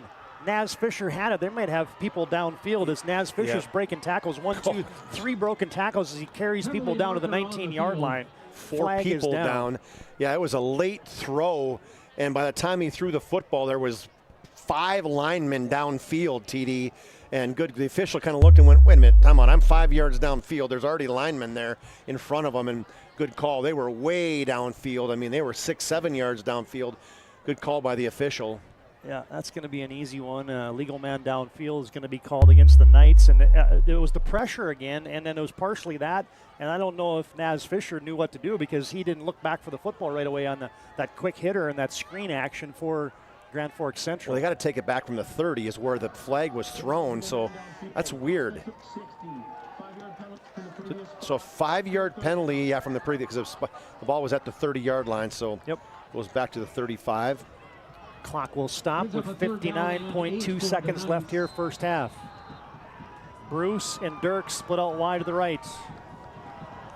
They start the clock again, TD, after that play, too. Henry and Shirk, the tight ends to the left. Lease is back to pass, looking to a tight end, looking over the middle, and he's got his man. Quante Henry, nice play, nice catch. 1st and 10 upcoming for Grand Forks Central in the Serve Pro red zone. Yeah, tackled by Rohr, but Rohr just kind of stayed behind, almost got boxed out by, was it Bruce? Quante Henry. Oh, Henry, okay, thank you. Caught the pass for Grand Forks Central, and now a flag flies. So somebody wasn't set. Grand Forks Central is hustling up to the line of scrimmage, and it's going to be instead a timeout called and received by St. Mary's. 8-6, Grand Forks Central looking for more here as the Knights lead by 2 with under 40 seconds to play in the first half. We'll come back and wrap up this first half after this short break on the PSP Network. We want it all. We want our dog to fetch it. Drop it. And drop it. Name it. We want to fix it ourselves. And actually fix it. We want to order the market price lobster.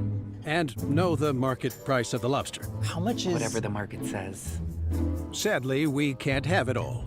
Except at Sport Clips, where we check in with the pros in men's hair and totally check out with pure, uninterrupted relaxation. Sport Clips. It's a game changer.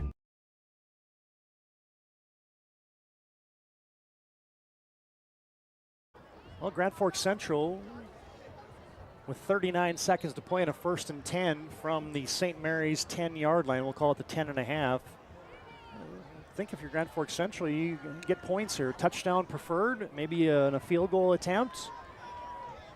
St. Mary's looking to come out of that timeout by Toby Schweitzer, the defensive play caller for the Saints. 1st and 10 Knights. Naz Fisher beside Lease. Lease back to pass. Steps up in the pocket. Now he runs. He's got some room to the boundary. Darts out at the 10, and he's ushered out of bounds at about the 6-yard line there by the safety, David Vetter. Had him spread out, and twins right and twins left. But good job by the guys on the outside, the defensive backs for St. Mary's. Nobody was open. Smart play by Lease, getting himself out of bounds and stopping the clock. Yeah, they'll give him 3. They officially mark him out at the 7, so it'll be 2nd down and 7 to go, or check that, 5 to go, as Grand Forks Central can still get a 1st down inside the 2. Nobody to the right side of the field. They bunch him up to the right, one receiver to the left. Lease is going to roll to the right. Looking, flips it into the flat. Fisher has it. Ooh, nice open field tackle there by Brady Ruggles. Clock will roll. Good play on that one, as they had Eberle. He does the run through, gets in front of the quarterback. Good throw to Fisher, but better play. Quick hitter. They go to the fade pattern, corner of the end zone for Latrell Murph, and that's battered away. It was Ruggles again. TD went up high. The right hand didn't try to catch it, just knocked it down. And now it does indeed look like Grand Forks Central is going to send out the field goal unit.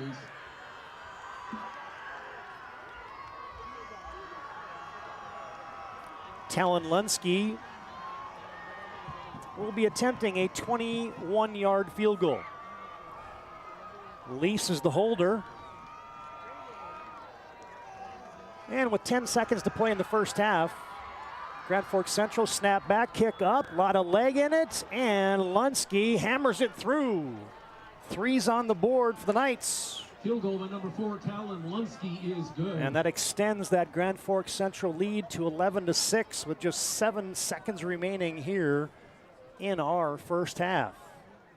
Get your Ryan Family Dealership replay of that one. Is Lunsky got a lot of leg on that baby. Is that would have been good from a long ways past 20 yards. Just a chip shot for Lunsky. Got it up in the air, split the uprights. And Grand Forks Central puts 3 more on the board. Good board. That's good execution. Good long snap there, good hold, good kick. And Grand Forks Central with points late in the 1st half. Officially 21-yard field goal. Also stop by and visit our kids selling raffle tickets on the plaza. Just 7 seconds remaining in the 1st half. Grand Forks Central extends their lead to 5.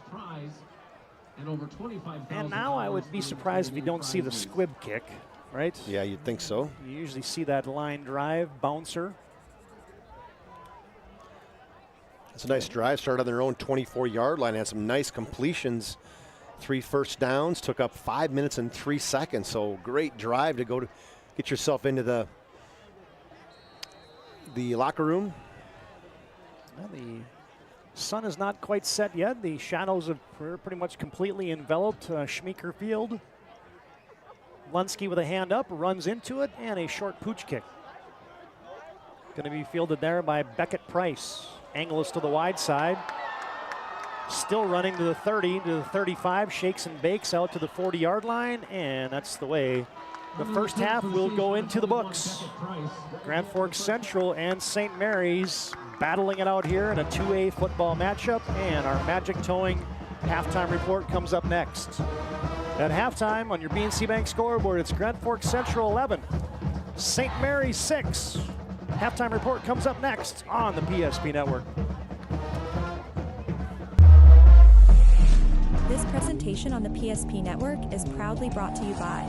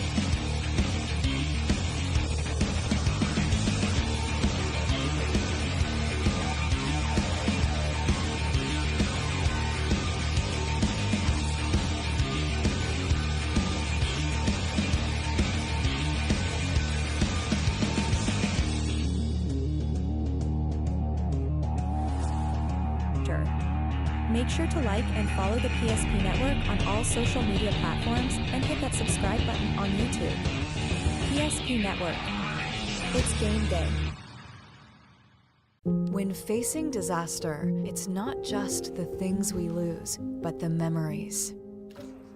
But there's hope. ServPro, with decades of experience in Minot and Bismarck, is always ready. Our certified professionals don't just restore homes, they rebuild lives. Because to us, you're not just a client, you're family.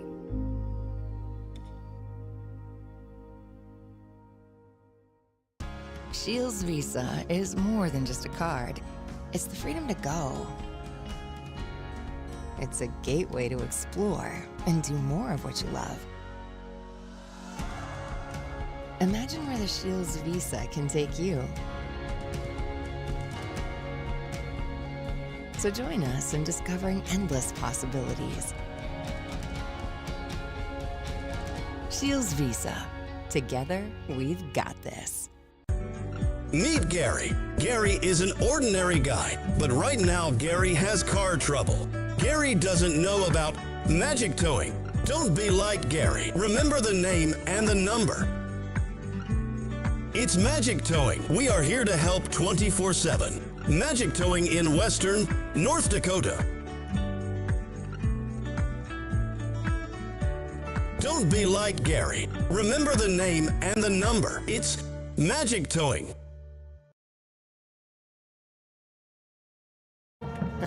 Hey, we got some fans saying hello to us there on our sideline cam. I stopped and waved right in front of things. I love it. Grand Forks Central leading 11-6. We're back at halftime. It's our Magic Towing halftime report. You blow it, they'll tow it. Magic Towing. You can put this number in your phone right now, 701-509-4011. Magic Towing serving Western North Dakota. You mentioned the PSP Network, and the fine folks at Magic Towing give you $50 off that next tow that you need from Magic Towing. No scoring in our first quarter. All the points in the second quarter as Grand Forks Central got a touchdown pass, as did St. Mary's, and a late field goal for the Knights stakes them to 11-6 lead. Is good action. I thought both defenses came to play. We were wondering which defense was going to stand up, and I think both of them would be pleased here at halftime. Yeah, I mean, for sure the Central team, as they held the Saints to only 91 yards.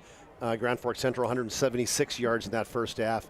So the Central kind of out in front on that piece. But both, I thought defensively, that's where they stood out. Offensively, neither team looked particularly great.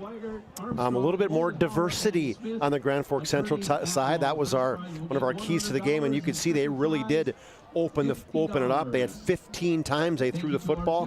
17 they ran it. So very balanced in terms of rushing and passing, and that's why right now at halftime Grand Forks has the lead, because they've really controlled the clock and had the ball for probably double the time the Saints did in the first half. Get you a quick BNC scoreboard update here, and then we'll get to the Magic Towing halftime numbers, as Minot North is still leading Wahpeton 35-21 with 6 minutes left in that game. At the break and halftime in Valley City, Devils Lake leads Valley City 14-0. Also at halftime, West Fargo Horace shutting out Jamestown 6-0. And Dickinson is up early over Fargo South, as that one's just about almost at halftime. 14-0, Dickinson leading there. And now, Chuck, let's take a look at those Magic Towing halftime numbers, individual and team stats here from the first half.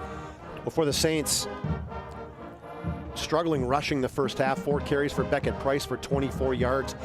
He had a 22-yard gain. That was a big one. Other than that, he was 0-0 and then 2 on the 3 other carries. David Vetter, just 3 carries for net 2 yards in that first half. Charles Richter, 2 carries for 12 yards for the Saints.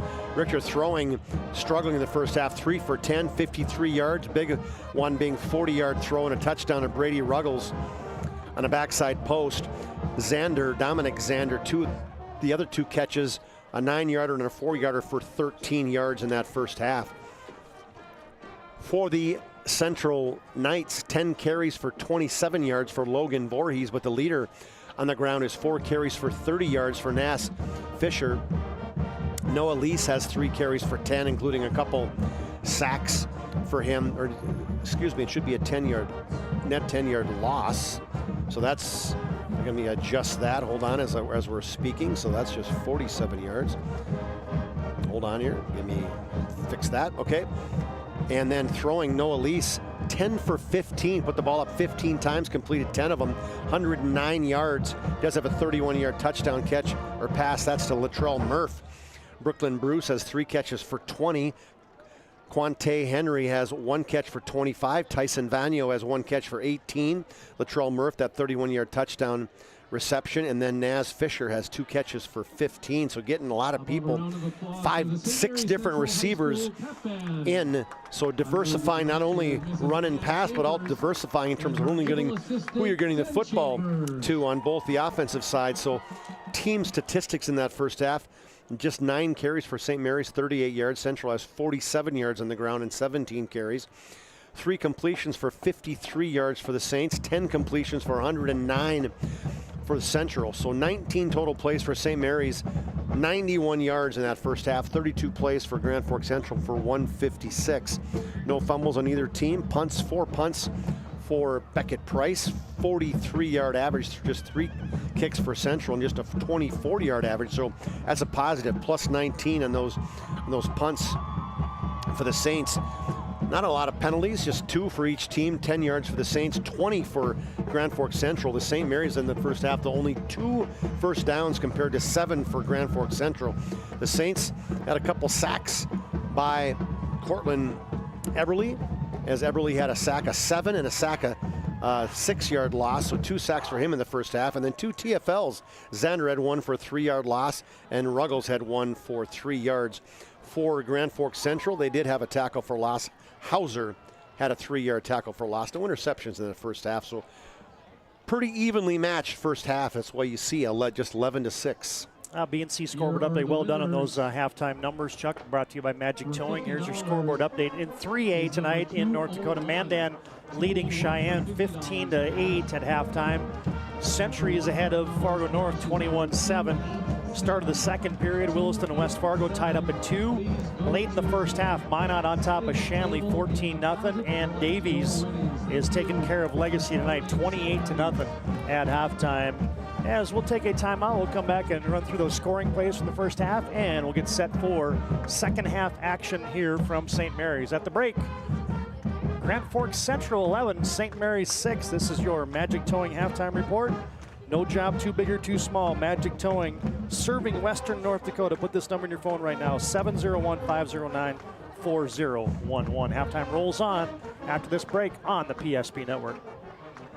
The foundation of the financial planning approach at Legacy Financial Partners is a personal relationship. Our unique and collaborative approach to financial planning starts with your dreams, not just the numbers. We will work with you regularly to take action to update your plan as your needs evolve, recommending products and services that are right for your situation.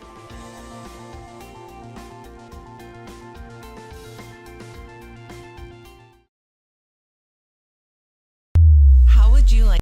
Whether you're looking for a full-service financial plan or planning for farm or business succession, Planning Team Financial Advisors is here to help you work toward achieving your financial goals. With locations in Bismarck, Garrison, and Center, our full-service team of professionals are dedicated to helping you work towards achieving your financial goals. Visit us online, planningteam.com.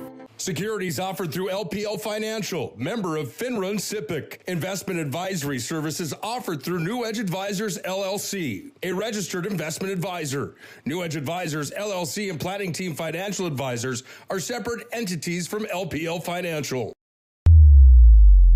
There you look from earlier today on the banks of the beautiful Missouri River right here in the capital city, about Steamboat Park area. I mean, it was a Chamber of Commerce type day today. Yeah, the water's hardly moving. The water is hardly moving. You see the train going over the old railroad bridge. There's construction, building a new one there. Got a pontoon parked on a sandbar over there. So nice day. It was a beautiful day today in the capital city, and it's morphed into a beautiful night as we are back at halftime. Getting set for second half action. Todd Domrey, Chuck Claremont back with you as Grand Forks Central leads 11-6, and let's run through those scoring plays from the first half as St. Mary's struck first after a scoreless first quarter. The Saints got on the board in the first play of the second half. And Chuck, let's talk about this play and the drive that got the Saints there. Yeah, it took over at their own 20-yard line. Had a couple nice plays, a big penalty, a 15-yard face mask, and then it was set up perfectly as they had 3rd and 10, actually, a drop-back pass and a great route by Reed Ruggles in the backside, Brady Ruggles, excuse me, and a perfect throw by the quarterback. Richter hit him in stride, tiptoed back into the end zone. That extra point was blocked by McNally and made it 6-0 at the end. Oh, actually did one play into the second quarter. And then right away on the next Central possession, right back, Central responded, took over at their own 39-yard line, had a big run by Naz Fisher of 21 yards, got it all the way down to the 32-yard line, and then a short 1-yard run later set up this on 4th down and 10 or 9. They threw this pass on 4th down, a backside throw again as quarterback set up in the pocket, kind of looked to the right a little bit, came back to his left, a little skinny post, if you want to call it, a perfectly thrown ball over the hands of Dominic Zander. So that was a 31-yard throw from Lease to Latrell Murph. Touchdown, the extra point. What a quick run. We didn't see that one. That was one of those, swinging gates you called, TD, as a two-point conversion by Sherrick. Made it 8-6 at that point, and then Lunsky adds a 21-yard field goal with 7 seconds left in the first half on a nice drive. It was this 11-play drive that went over 5 minutes, took up the rest of that first half. Nice job by Lunsky. Good job by Central finishing out the first half. They lead it 11-6. It's our Magic Towing halftime report. We'll wrap this up as there's no job too big or too small. Magic Towing. Put this number in your phone right now, 701-509-4011. You blow it, they'll tow it at Magic Towing. Reminder after the game, we'll have our planning team financial advisor, Shots Crossroads postgame show, and in that we'll give you our player of the game tonight, brought to you by Sport Clips, and our move of the game, brought to you by Serve Pro. Just about set for second half action. St. Mary's will be kicking off. Grand Forks Central will be back to receive.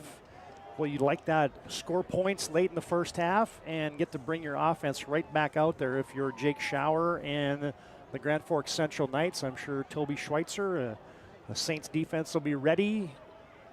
This is one of those games that I think it'll be a good momentum builder for both these squads. Young football teams replacing a lot of guys. And we'll see what the second half brings as Oliver Coughlin has a hand up. And the run up, and we are underway in our third quarter. It's a deep kick. Dirks bobbles it. Check that. That's Bruce at the 10. Sheds one tackle at the 15 and another at the 20, and a pretty good return out to the 26-yard line. That's Oliver Coughlin, TD. That's a name that we remember, KJ Coughlin. Yeah. Adopted 4 kids to play on this team. It's pretty cool. They, Oliver and let's see, Oliver's brother's name is Asher Coughlin. Both play for the Saints. Got a couple other ones coming up in the pipeline, according to Toby Schweitzer. At Grand Forks Central, 1st and 10 from their own 26-yard line. Twins left. Henry in motion from left to right. Voorhees is the lone setback behind Lease, and he gets the call. Off the right side, pretty well diagnosed by St. Mary's as Voorhees gets a couple. Cut down by Dominic Zander. That name KJ Coughlin just kind of finished that one out. TD, KJ was a stud at Mandan, went on to UND and had a good career. Matter of fact, I think KJ might have been on that championship team, UND championship team, so had a great career at Mandan. His father was a longtime coach at Mandan. Mm-hmm. Now, line of scrimmage is now the 29-yard line, 3-yard gain for Voorhees, and a steady dose of Logan Voorhees, and this time he is bottled up. Maybe got a couple up to the 31, and there's big Roman Barnes, the 285-pound junior nose tackle, to swarm him down. Vincent Lingenfelter, the sophomore outside linebacker, was on the bottom of the pile. He kind of got bulldozed by Voorhees. Again, positive yards. He just keeps chugging forward. Hasn't had any big runs, but hasn't got caught in the backfield either. And a 3rd down and 5 for the Knights. Twins to the left. Lease out of the gun. has the snap back, looking to his left, still looking. Now he goes deep, looking for Dirks. He's got it. Nice grab in Saints territory in front of David Vetter. And that's a big pitch and catch on third down, and a new set of downs upcoming for Grand Forks Central. I like how Lease looks. TD he was very comfortable in that backfield. He had time, gave it a little bit of a shoulder fake as he allowed his receiver, Dirks, to get to the outside. Very well thrown ball. Vetter was mad at himself, but I mean, hey, just give the offense credit for that. And you talk about high pointing a catch. Yep. That was a nice play there by Braden Dirks. St. Martin in motion. They throw a pass to Quante Henry. Might have been a tight end screen developing there. Another flag flies. Coaches next to us are just screaming. I think this is going against Grand Forks Central, I believe. The pass was completed to the tight end Henry. He picks up about 7 up to the 41-yard line, but now you got a mini zebra convention. The flag's at the 48-yard line, so either that's got to be like motion TD or. Let's see if we can get the call here. Illegal shift. Yeah, shift. Still first down. Hey, you heard it right there. The illegal shift is going to set. You got to wait. Send him back. Central back Official's 5. taking forever. Go ahead, move her back, coach. Well, I don't know what they're holding up. It's 5 yards.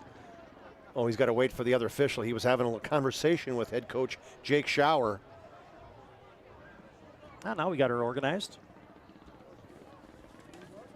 5-yard penalty against the Knights. 1st and 15 from their own 47 now on their own side of the field.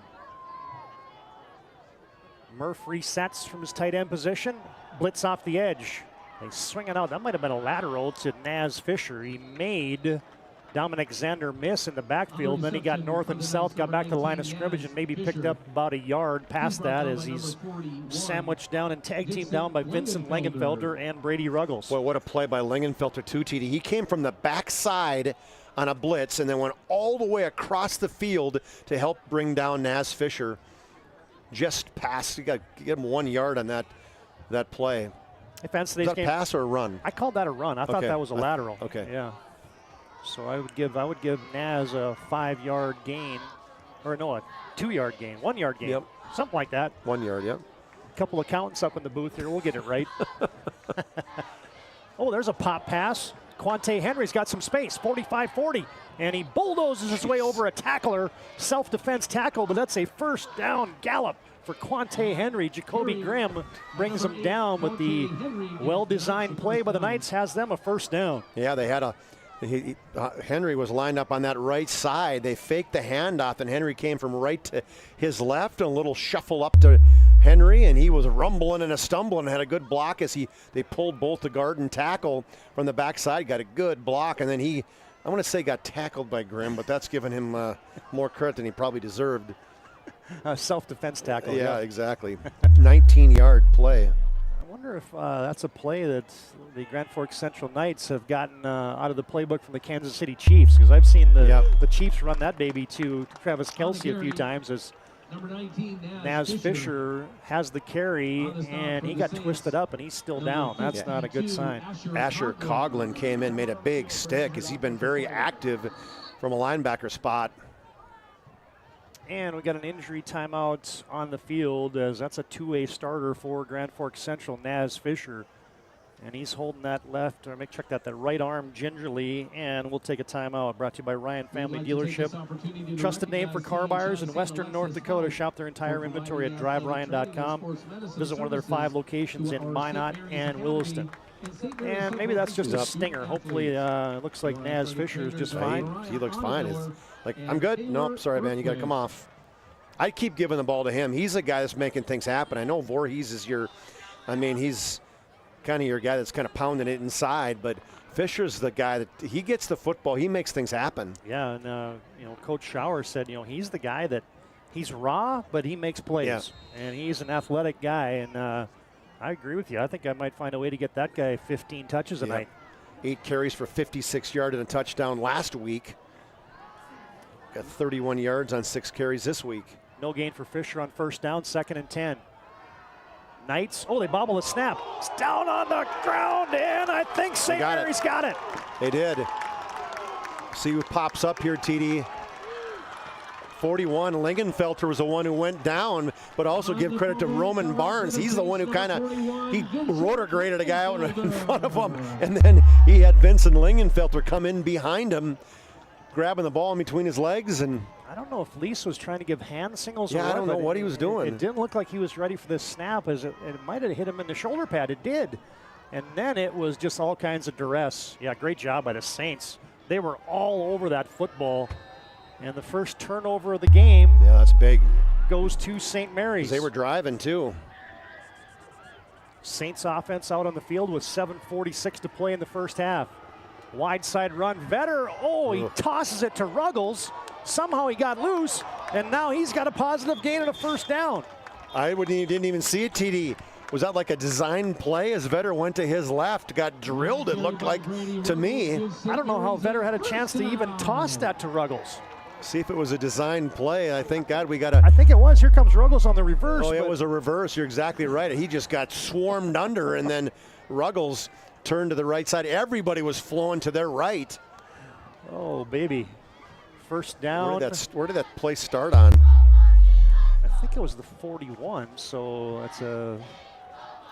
Okay, we'll give him the 41. So give him 10 yards, right? To the 49. First and 10, handoff, Beckett Price. Price gets stacked up and hit hard there by Naz Fisher. He's okay? Yeah, he looks just fine on that tackle.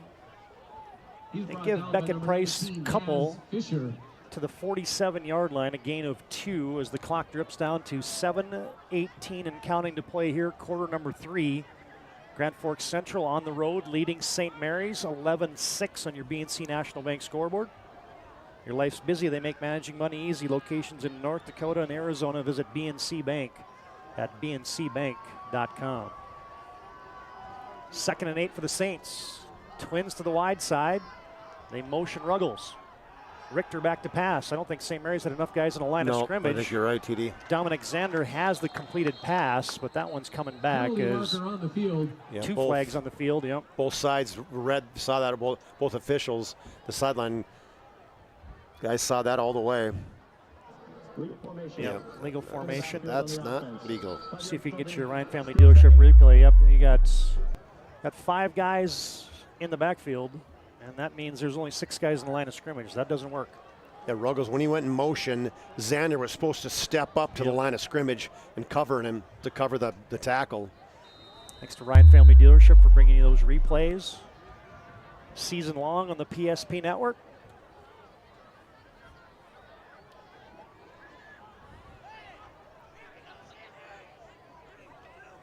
So an offensive penalty, they restart the clock, so... Yeah, St. Mary's back 5, has it 2nd and 13. Richter pump fakes, going for the double move, launches it deep to Zander. Oh, too tall. Well, you just put one arm out on that one, and it's kind of one of those TDs you saw, the out and up by Zander, that you keep running and you put both hands out on the replay. We'll see if it almost looked like that could have been a potential catch, as just reached out with that right arm. Very well thrown ball by the quarterback, Charles Richter. They faked it to Ruggles, and then on the move, Richter got hit and threw it, and there is, just a little bit too far for... Just a little bit to his outside. Yep. Well, now the Saints against the chains here. 3rd and 13 from their own 48. Tight end to the right is Connor Schatz. Twins to the left. Richter low snap. He has it. Blitz is on, and he is sandwiched and sacked in the backfield. 50 and 40. So Melliker and Logan Voorhees, TD, it was just nobody picked up those guys, and I couldn't tell if they were trying to do a little screen to the outside, but there was no time at all by the quarterback. He had a guy open in the flat, but he just wisely just ducked. It was a cover. It was a jailbreak. Yeah, he had a guy wide open. You got to read you got to, as a quarterback, you got to read. If you got a guy blitzing, that's where you got to go. Beckett Price with a high spiraling kick. Nicely done. Gets it inside the 20. And it'll roll down into Knights territory, and it's marked down at the 12. So good punt, changes field position for St. Mary's, but the Saints can't convert that fumble by Grand Forks Central a moment ago into anything, and the score remains 11-6. Grand Forks Central on top of St. Mary's. Reminder of our move of the game tonight, brought to you by Serve Pro, 24/7 emergency service, trained technicians, advanced technology, fire and water cleanup and restoration. It's Serve Pro. They also bring us our red zone tonight, but I don't even know if we've had maybe like 2 plays in the red zone tonight. St. Mary's is at 0. They had that 40-yard touchdown, and so they haven't even been inside the red zone. Central, I think, got in there once on the field goal. Yep. And the other one was a 31-yard touchdown. Absolutely. So Central will motion Dirks, starts to his left, comes back to the right, handoff Naz Fisher. Breaking tackles, skipping through, lost a shoe, and then he is smoked out of bounds. All kinds of things going on there. Sanders had some big pops tonight, but one thing that Saints are going to have to clean up, TD, is the missed tackles. Yeah. They've had guys who are in the right positions to make plays, and Coach Schweitzer, as a defensive guy, is saying, hey, we got to wrap up. We get there, you got to make the play. Instead, they bounced off Fisher. Bounced off Vetter. Yeah, Vetter's the one who got, he bounced off him, and then Fisher turned upfield, and he got popped hard, but he's going, hey, I just picked up 7. Naz Fisher saying, hey, man, I just gained 7 without a shoe, baby. He has to go on and get a cleat tied up again. 2nd and 7. Lease back to pass. Quick hitter. Got his tight end, Quante Henry. And that's going to be a first down or close to it, depending on where they mark him out, is David Vetter. Good tackle there on the boundary. And I think it's going to be short. Yep. Yeah, I think it's just going to be 1 yard short. I like the play. They really are putting the ball in the hands of Noah Lease. Coach Showery said we're going to open it up, and he absolutely has done that. Brings up a 3rd down and 3rd down and a short 1 for Grand Forks Central. St. Mary's really hasn't had the crowd into it either. Well, the sideline's trying to get them going, but 3rd and 1 from their own 21. Voorhees in the backfield. He gets it straight ahead, and he doesn't get it. Lingenfelter hit him first, TD, and then I think it was James Nordberg who kind of wrapped things up, and Xander must have came in. He obviously had a piece of him too, because he's jacked up as well. So what a play by the Saints. Yeah, on 3rd and 1. Well, we just talked Central, kind of a slow developing play. You know, we talked about the positive yards. Voorhees has been a guy who's getting positive yards all day. Finally, they stopped him. Loss of 1 right there. What a job by the Saints defense. Yeah, they just corralled him and dropped him down for no gain. Latrell Murph back to punt. Sends that high punt. Oh, it's muffed by Price. He picks it up, makes one man miss, skirts to the outside, flag flies, 40, 35, drops the football. Well, Bennett. So wonder what the penalty could be on that one. Beckett Price has got butterfingers right now. He muffed the punt, then he dropped it later on, and so he's going to be carrying a football around in school on Monday. But we got a penalty on the play, and it looks like it's coming back. Must have been a hold or something. I didn't even see a St. Mary's Saint over there. What do you call it, hold? Yep. So give Saints another 10-yard penalty, so they got 4 penalties now for 25 yards. It's something new in high school football. They're now announcing the number of the guy who has the hold. So, yeah, like, what? Yeah, up until this year, they did not do that. So, hey, fans, today's game brought to you in part by Northern Plains Heating and Air. No other choice to seal your heating and air game than Northern Plains. You can find them online at northern-plains.com. Today's game also brought to you in part by Minot State. 96% of their grads are employed or continuing their education. MSU grads get jobs, period.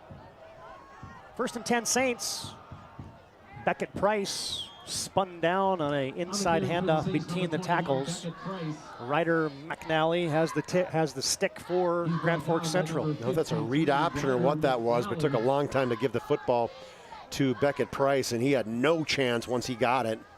Lucky to pick up a yard. You just kind of get the feeling that a big play is going to swing this thing. It could be for the Knights. It could be for the Saints. We'll see. You know what I want to see? I want to see a bootleg pass getting with Richter getting to the outside. Now, they haven't set anything up in terms of fake runs, but I'd love to see that. He's back to pass. This time he's got protection. contested pass over the middle, looking for Dominic Zander. Broken up nicely there by Trey Clausen. Yeah, Zander, skinny post across the middle, and the quarterback little drop down to the sidearm a little bit, and Clausen just stepped right in, knocked it away. So just 3 for 12 tonight for 53 yards for Charles Richter. And he didn't have much time either, Todd. He's got Central Knights in his face. 3rd and 9. Grand Forks Central throws 3 down linemen, and they bring the blitz. Fisher got through, and the pass is batted down at the line of scrimmage. And it's going to be a punting situation as Brody Melliker got a big paw up there and knocked that 3rd down and 9 pass down, and it's going to be 4th down upcoming for the Saints. This defense has done such a good job tonight, Todd, for this Central Knights team. Coach Schauer, I'm not sure who his defensive coach is. It's one of, let's see, who. There's so many coaches nowadays. Well, holy cow, there's 10 coaches listed. Beckett Price punts it away, bounces at the 28. Boy, Beckett has got some nice rolls tonight. Punting the football. As that thing bounced at about the 28, and it scuttles its way all the way down to the 9-yard line. So deep in their own end, Grand Forks Central will take over with 3:28 to play in the 3rd quarter. We can tell you that today's game also brought to you in part by the UPS store. They're there for all your packing and shipping needs in the Marketplace Foods Plaza in Minot. He's probably been the MVP. You know? Let's see a quick score. The 3A is Century all over North, 42-7, start of the 4th. Mandan, Cheyenne, 1 versus 3, all knotted up at 15, 7 minutes left in the 3rd. West Fargo plus 20 at the end of the half over Williston. Then Minot has a 3-touchdown lead over Fargo Shanley. That's in Fargo too at Sid Cichy Stadium. Knights leading by 5. They hand it off to Voorhees, and he is blown up. Dominic Zander one more time. Dominic Zander doing just an absolutely amazing job defensively. He is all over the field. Coach Schweitzer talked about his speed, not necessarily the size. Well, Zander's shown it tonight. Dominic Zander, Madison Zander, remember his sister? Her sister played a good softball player, actually played at Century, but played basketball for St. Mary's. I hear him. So you just shot the gap right there on your Ryan Family Dealership replay, and a good tackle. Voorhees, not an easy guy to bring down. Back-to-back losses for Voorhees. Now he goes back to just 26 yards now. Henry in motion from left to right, comes back to the left. Handoff again. This time Voorhees got the edge, got a block, and then he's smacked down at the 10. Charles Richter there to lay the lumber. The QB playing safety now. He started in defense last year, and Coach Schweitzer is one of those guys that, you know, it's time to have, you got to make stops. And he's one of their better athletes, and there's no question Richter's a hard-nosed guy. First time gets in there, he's already making a stick. Voorhees got the lost yardage back plus a couple, and it's now 3rd and a long 8. 2 minutes left to play in the 3rd quarter. Knights up by 5. Here's that Saints crowd again. Lee's out of the gun. Twins to the right. Saints come on a blitz. Play action. A little bubble to the right. And it's out in front of Braden Dirks. Falls harmlessly incomplete. And that'll be a punt now upcoming for Grand Forks Central. Lease wants that one back, TD. He had a guy open in the flat. Couldn't see if that was Fisher or who that was, but he had a guy open and he threw it, the ball almost like it went off his palm and went right into the ground. So good defensive effort for the Saints. They're going to get the football back. This has been a defensive battle. Yeah, this 3rd quarter has been no give or take here as Latrell Murph is now standing midway through the end zone, punting it away. Good snap is back. Murph puts a right boot into it, a high end-over-end wobbling kick. Bounces at the 38.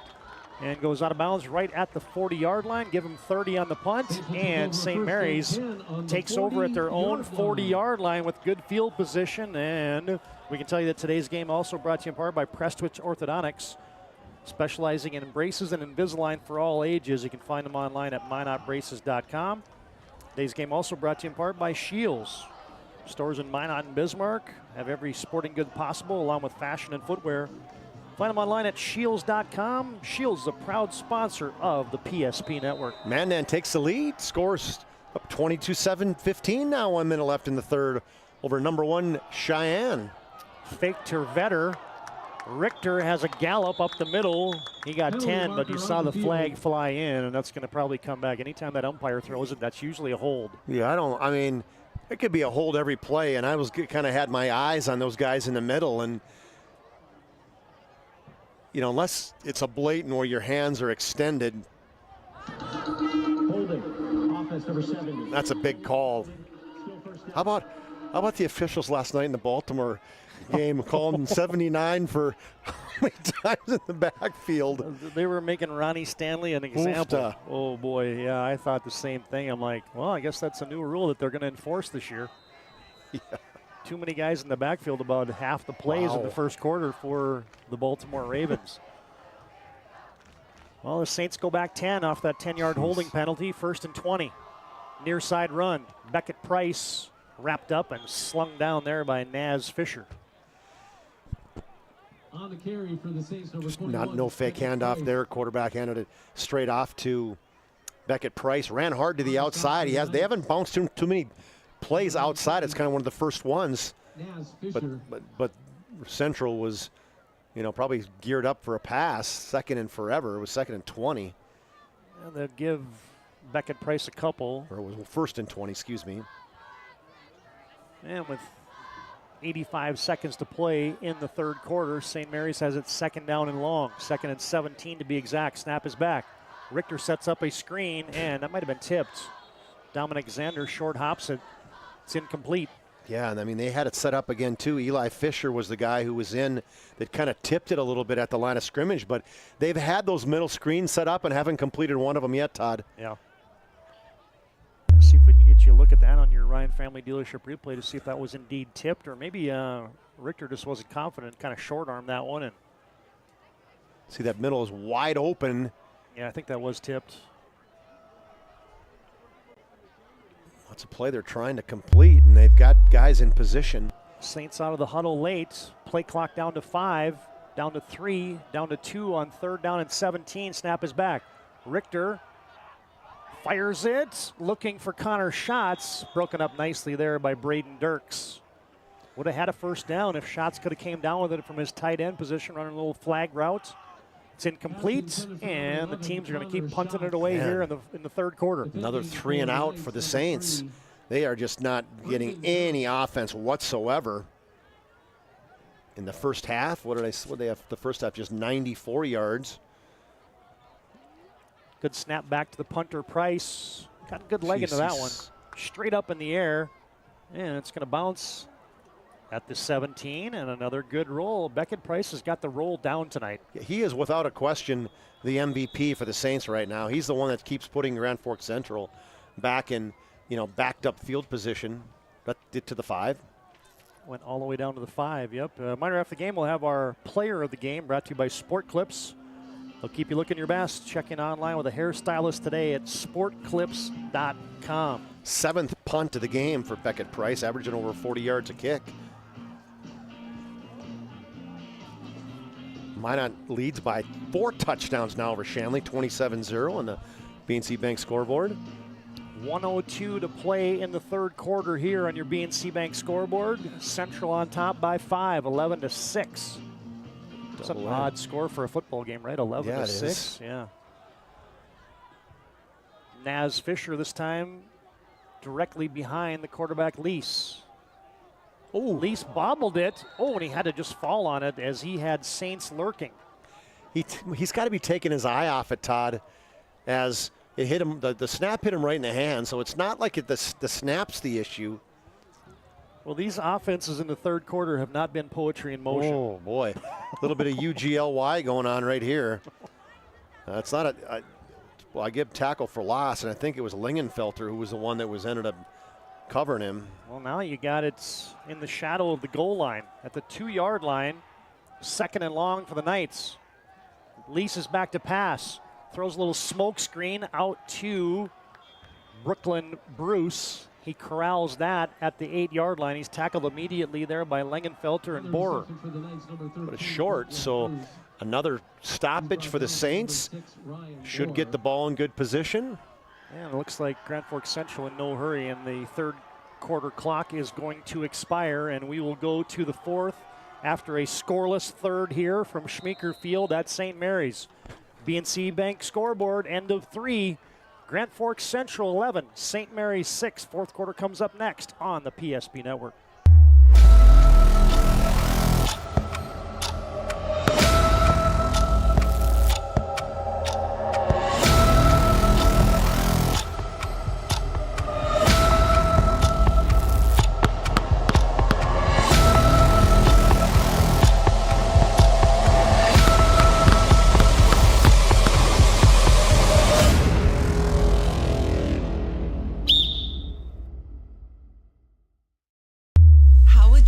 Turn this into this.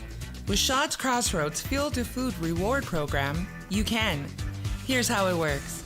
Pick up a fuel tracker card from any of our C-store cashiers. Every time you fill up with gasoline or diesel, use the fuel tracker card to record your gallons. Once you reach 1,000 gallons, you'll be eligible for a $10 gift card to Shaw's Crossroads Restaurant. Start earning your rewards today at Shaw's Crossroads.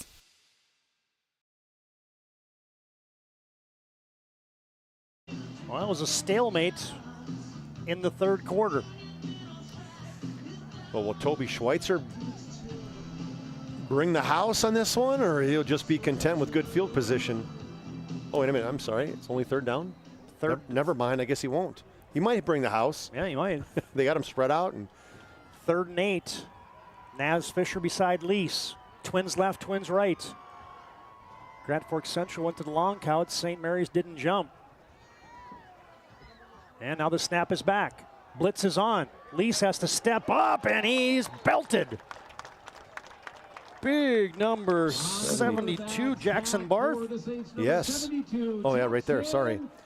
Defensive end, Jackson Barth. Boy, he got over his guy immediately. I couldn't see if it was a swim or what his move was.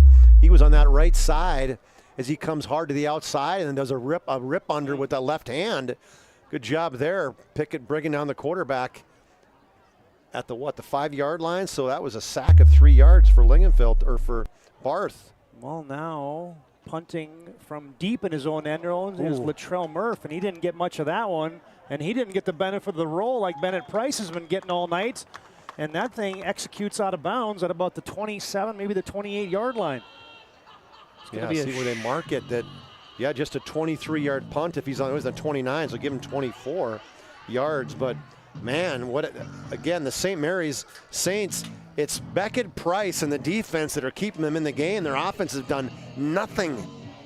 Well, if there was ever a gift horse looking you in the mouth, taking the football over at the 29-yard line, that would be it, right?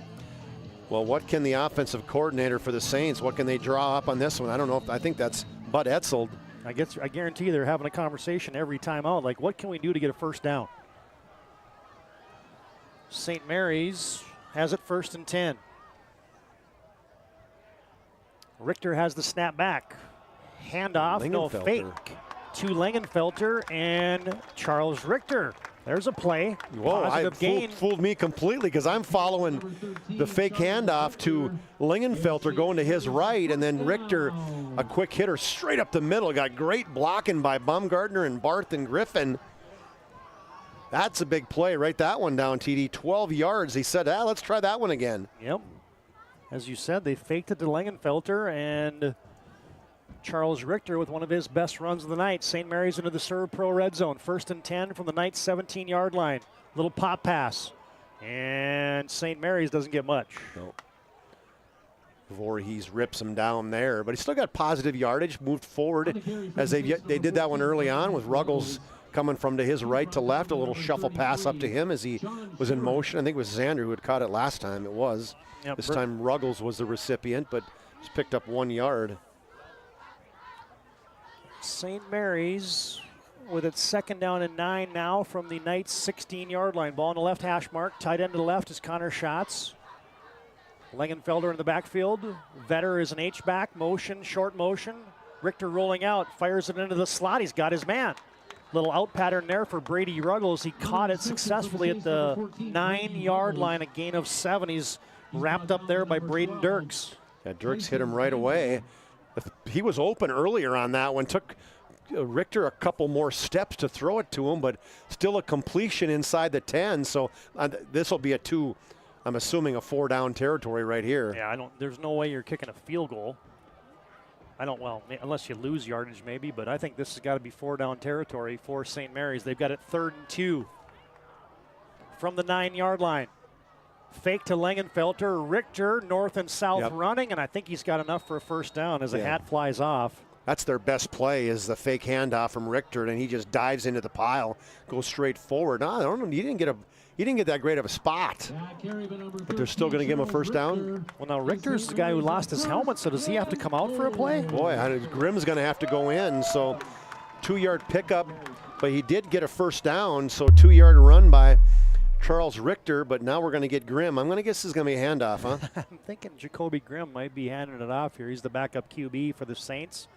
Richter has to come out. You see his helmet coming off there on your Ryan Family Dealership replay as, well, you get Jacoby Grimm out there. And who do they got in the back? Oh, they got Langenfelter and Vetter. Or I'm sorry, Vetter, excuse me. 1st and goal, St. Mary's. Jacoby Grimm tries to bounce it outside, stutter stepping, and he's cut down at about the 5. Faked that handoff and kind of stood frozen for a minute before he bounced it to the outside. And did he get some positive yardage? Maybe I can get him a yard out of it and see if, Jacoby comes out. But so nothing bad happened there, TD, if you're a Saint fan. No. Well, the one thing you didn't have to worry about was the quarterback or the center to quarterback snap. Right. In the gun, at least all you got to do is just watch it into your hands, and then they weren't handing it off. They were just going to let him run it. Said, hey, we're not going to risk anything else. We're just going to let you take the football and supposedly get straight up field. 2nd and goal from the 6. And St. Mary's, the play clock dwindling, will burn their 1st time out here in crunch time. The Saints are threatening. They're down by 5 is St. Mary's with 8:06 to play in the game, and we got a Ryan Family Dealership timeout. 11-6, Central clinging to a 5-point lead here on the PSP Network. That sinking feeling you get when this happens? That's oil change-anxiety. The anxiety of being without a car with a billion things to do. The fear of being overcharged. The stress of not knowing where to go or who to trust. But you never get those feelings at Valvoline Instant Oil Change, where you can watch us work right from your car, and we finish up in about 15 minutes. We changed your oil and did our 18-point safety check. Valvoline Instant Oil Change. Service you can see, experts you can trust. In times of loss, ServPro brings hope. With expertise in Minot and Bismarck, we don't just restore homes, we rebuild lives.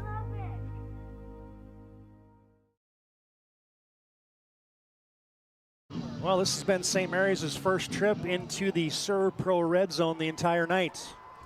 Let's see if they can capitalize and punch it in for 6. They got an extra. Carter Miklish now he's lined up left. They got unbalanced left.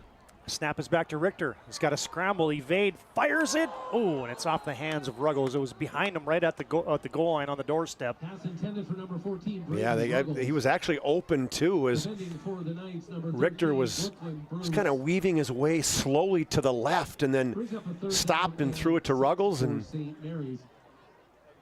just could not complete it. Do you think it's 4-down territory? Do you kick a field goal potentially and try to cut it to a 2-point game?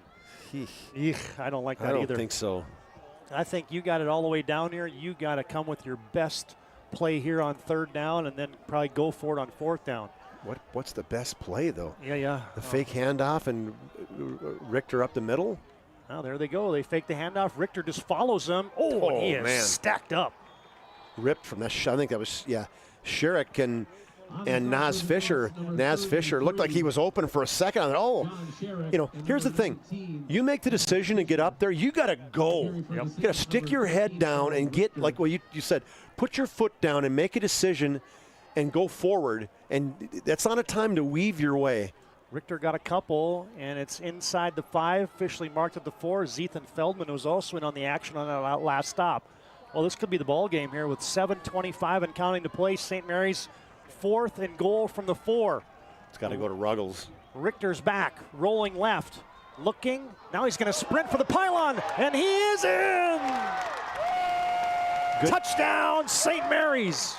I like the call, Todd, as everybody thought it was going to Ruggles, and everybody stayed kind of inside, and then they had the rollout with Charles Richter, got himself to the outside, and he said, hey, man, I got an opening. Good job by Ruggles, just stayed in that corner, and then the speed of Richter got him across the end line, so what a great TD run on 4th and 4. He darted smartly to pay dirt, and St. Mary's takes the lead. You saw it on that Ryan Family Dealership replay. I was looking at, he didn't have too many people open, so that was a great decision there. As now St. Mary's leading by a point, will go for 2 to try to make it a 3-point game, as St. Mary's will send out Ruggles and Zander. Langenfelder joins them for trips to the right. Same play to the right side now, the wide side. I bet you they're rolling Richter out. There he goes. Throws it back. Oh, wide open. Vetter. 2-point conversion. You don't make them any easier than that. That's their play. It is their play right there. You pulled it up, the 2-point play they've been talking about for a while. They rolled to the right just like they were going to, they scored the touchdown. And even Ruggles jumped up in the air and faked like he was a throw to him when the quarterback faked it, and then a wide open Vetter in the backside. I mean, there's nobody tippy-toed into the end zone. There's nobody within 15 yards of him as Vetter just cruises in on a successful 2-point conversion. And a touchdown timeout. St. Mary's leads 14-11 on your BNC Bank scoreboard.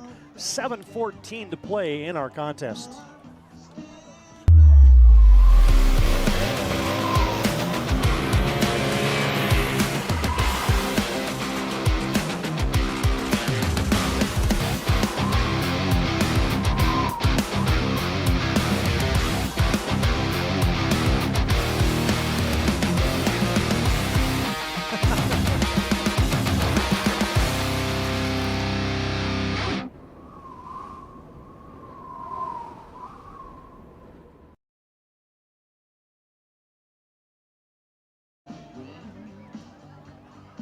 Well, St. Mary's just put together a drive. It was only 29 yards, but they earned it. Did the Saints, and now they lead by 3 as Coughlin will kick it off. Zane Martin has it at the 5 to the 10, 15, 20. He's got space to the 30. Wrapped up and dropped down there. Zane Martin with another nice return as Peyton Copy, I beg your pardon, finally drops him down, but another good return by Martin all the way out to the 37-yard line. Yeah, just 29 yards, but it still took 8 plays, and it went 4 minutes and 2 seconds. Picked up a couple first downs, so 8 plays and 29 yards. Yep. Do the math. Well, it's still a lead for St. Mary's. Oof, I got a yard sale over here at TD. Got to get things cleaned up. Richter to Vetter for the 2-point conversion. Makes it 14-11. Now what can Grand Forks Central do to answer? They'll give it to Naz Fisher, and he's hit high and he's hit low. Did big Roman Barth, check that Jackson Barth in there. Just came flying in from the backside is Richter, Charles Richter. He is not afraid of quarterback. He's not afraid to stick his head in there. Good play. I like it. The coach Schweitzer got him in the football game on the defensive side. Naz Fisher picks up 2. It's 2nd and 8. With the clock now at 6:30 to play in the contest. Dirks in motion, retreats. They fake it to him. Now they throw a middle screen. The tight end has it. Quante Henry. Eberle smacks him down. A penalty flag flies in late. Eberle sniffed that one out all the way. Great action by Noah Lease in the back, kind of faking it right, then going back to the, or left, excuse me, going back to the right side, then just dumping it down in the middle in that middle screen. But loved it. What was it? Legal man downfield. Oh, okay. And they accepted it, so they'll take it back to the 35, or just a 5-yard penalty. I guess we knew that one because we've had that one before. It's the... Yeah, they got it on Eli Fisher, the left guard for Grand Forks Central. That is interesting if they're calling numbers to you. I know, yeah. Dirks in motion. Does the whirling dervish. Yeah. Now it's a backwards pass. Now they throw it downfield. Latrell Murph has it. Caught. Big play. Big play for the Knights. It was a lateral to Dirks, and then he hit right between the 8 and the 2 for Latrell Murph, and Grand Forks Central's on the move. Well, first Dirks went around the quarterback in motion, so he went up and then behind him, and then the quarterback dumped it over to him in the right flat, and then he immediately pulled up, and Murph was wide open, but good job converging and catching him was Charles Richter. Yeah, saved the touchdown, as usually that one goes to the downs. Well, now Grand Forks Central threatening. 1st and 10 from the Saints 28-yard line. Lease, handoff, Fisher, and he's got space. 15, and he's tackled down there. Got inside the 20, all the way down to the 15. A quick 13-yard rumble for Big Naz Fisher. Yeah, we talked about him, TD. He's the guy that I'd be continuing to give the football to because he's making things happen. He's had some big plays, 21, 8, 7, 13 now. A couple catches for some yardage, so continue to get him the football if I'm the Knights. Saints leading by 3. Central into the Serve Pro red zone. 1st and 10 from the Saints 15-yard line. Lease surveys. Handoff, Naz Fisher. It's loose. Picked up by St. Mary's. And the Saints are rumbling it back. Langenfelder grabbed it. And a big turnover. Oh, Lease just left it on the carpet, TD. As, I don't know, another just bad handle by Lease. And then Langenfelder scooped it up. Didn't have the speed to outrun Lease, but wow, you talk about a defensive play. See what happens is he's just kind of, it was a fake handoff to Fisher. Fisher thought he was going to pull it, the quarterback, and he just let it go, and it laid in the turf, and Langenfelder picked it up, went the other way, so fumble by Lease.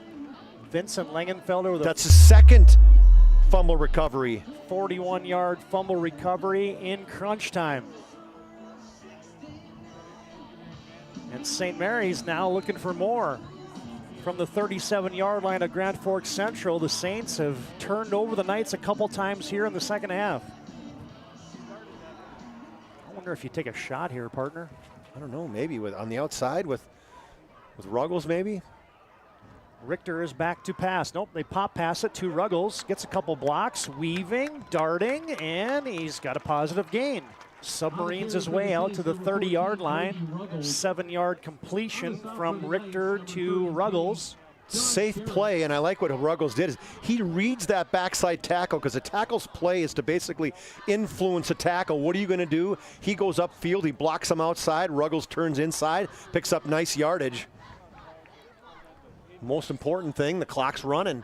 The Knights do have 3 timeouts as a coach. When do you start calling those?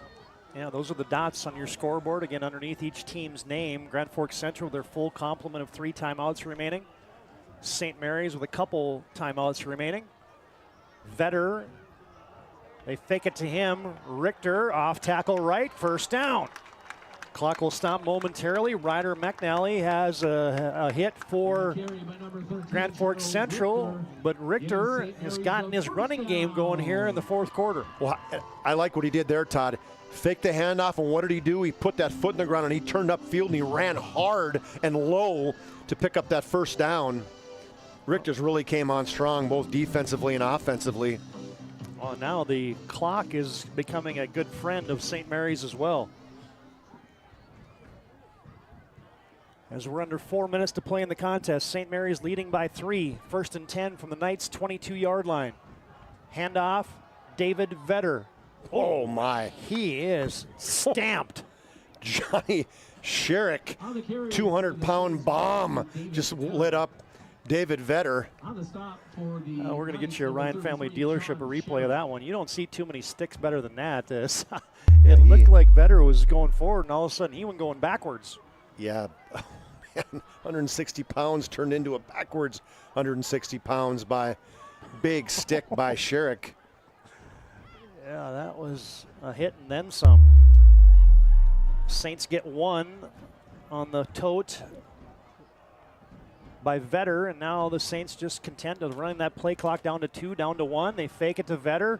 Richter is cut down. He's jackknifed down at the 19-yard line. Sorry, on my feel like I'm cartoon guy over here. Whoa, oh, yeah. He just got, I don't know if he was trying to leap over him, TD, or not. There's a timeout. Yeah, get a Ryan Family Dealership timeout on the field. 2:47 to play in the contest. St. Mary's has got it into the Serve Pro red zone when we come back with a 3rd down and 9, and the Saints leading 14-11 on your B&C National Bank scoreboard. All right, bring it up. Come on. Someone's got to call a play. All right, let's go. I right, zoom, spider 2, Y banana. You don't like that one, okay. I right, 40 power? No. You don't want that one either? All right, go kickoff. Get out of here, let's go. First Western is your independent community bank with all the online conveniences you want and an experienced team you can count on. First Western Bank and Trust. You can bank on us.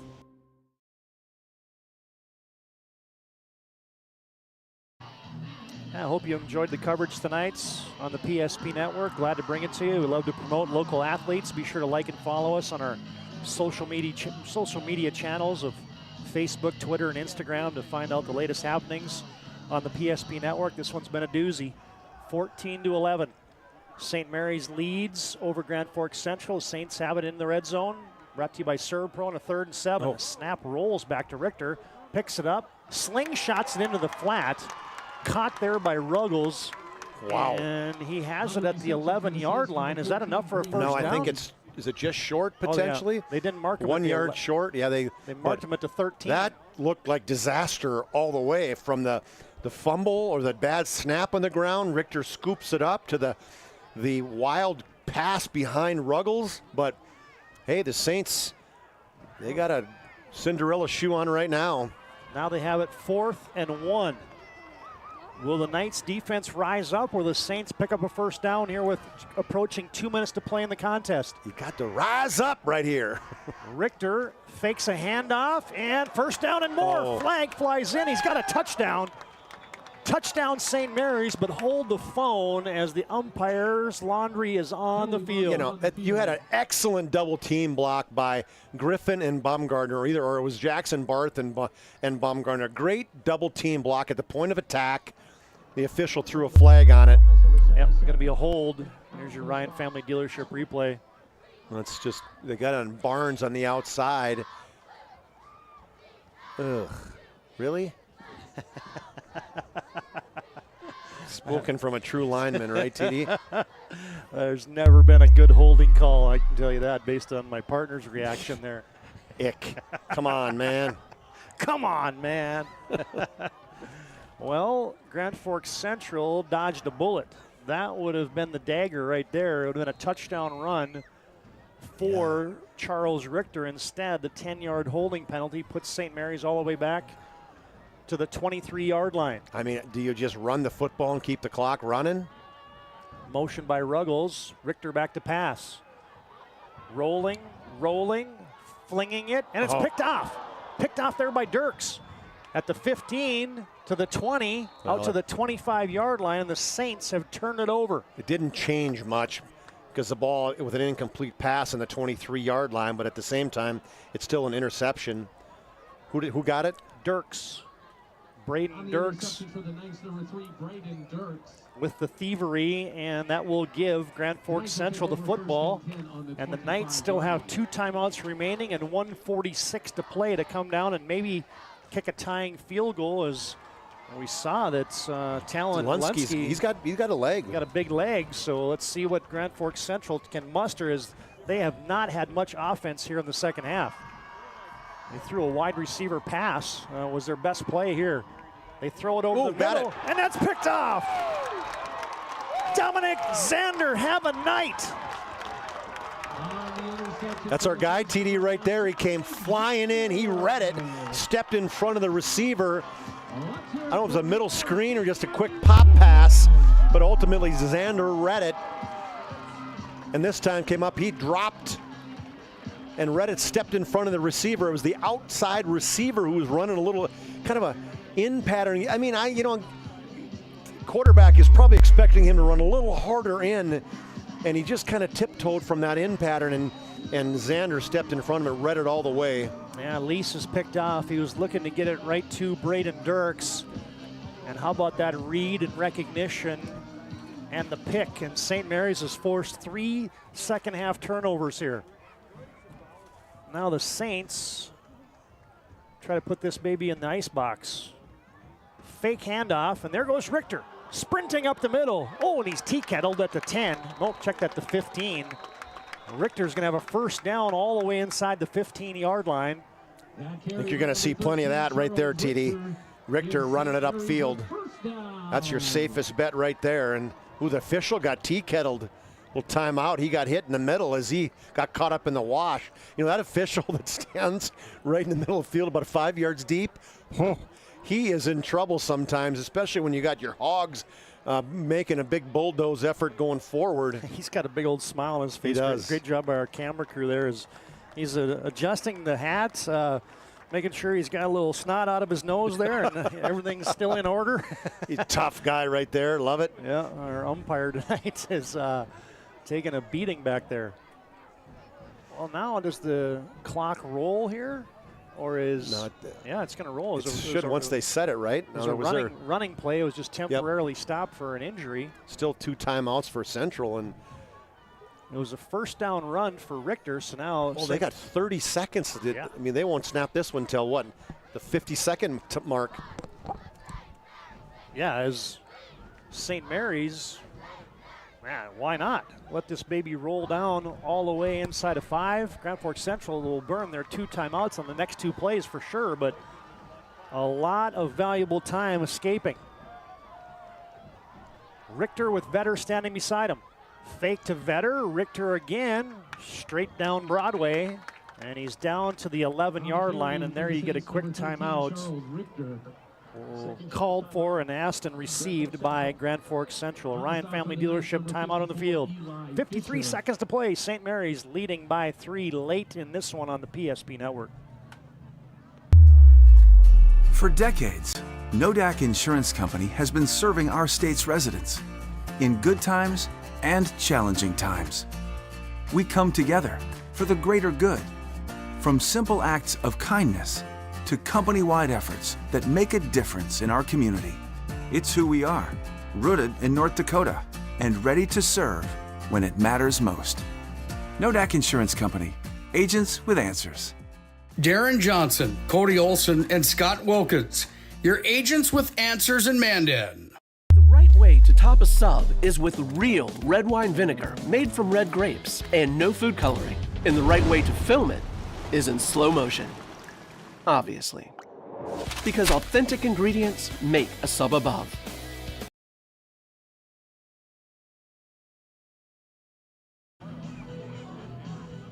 You hear the final countdown blaring in the background, and we are on the final countdown. It's a good win for the Saints. Grand Forks Central. No, it's not over yet. Don't get me wrong. I shouldn't jump to conclusions. 1 timeout remaining. Another fake to Vetter, keeper for Richter. They're wrapping at that football was Grand Forks Central, Sherrick. And Richter has a couple, and Grand Forks Central burns their final timeout. We'll step aside one more time. Stay tuned. Our planning team financial advisor, Shots Crossroads postgame show comes up next. St. Mary's with a 3rd down and 7 when we come back with 47 seconds to play, and the Saints leading by 3. An injury can happen anywhere, at any time, to anyone. It's not really something you can schedule on your calendar. But when it happens to you and it's not your fault, there's one law firm to remember. That firm is Schweigert, Clemene, and McBride. We live here and take pride in helping our community. We know this area inside and out. We put in the work and fight for what's right so justice can prevail for you. That is what we're all about. We're on your side. We're Schweigert, Clemene, and McBride. In times of loss, ServPro brings hope.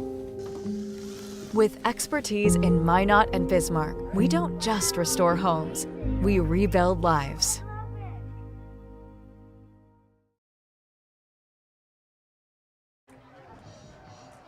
Well, there's the Grand Forks Central coaching staff, got their final instructions into this defensive unit.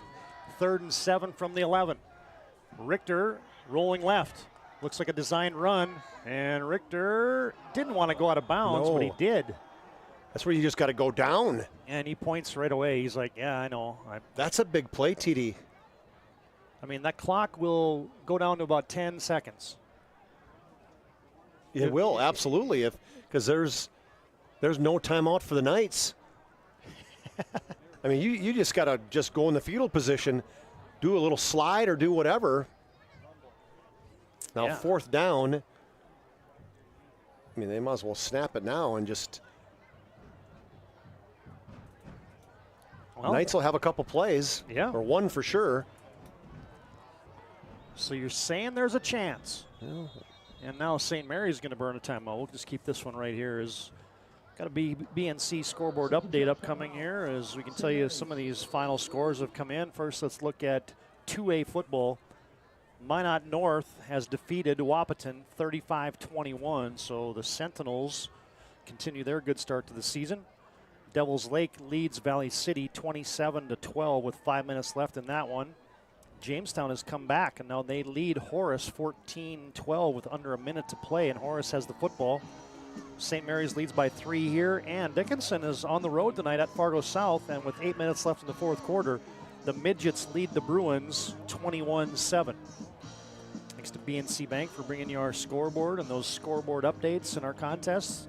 Locations in North Dakota, Minnesota, Arizona.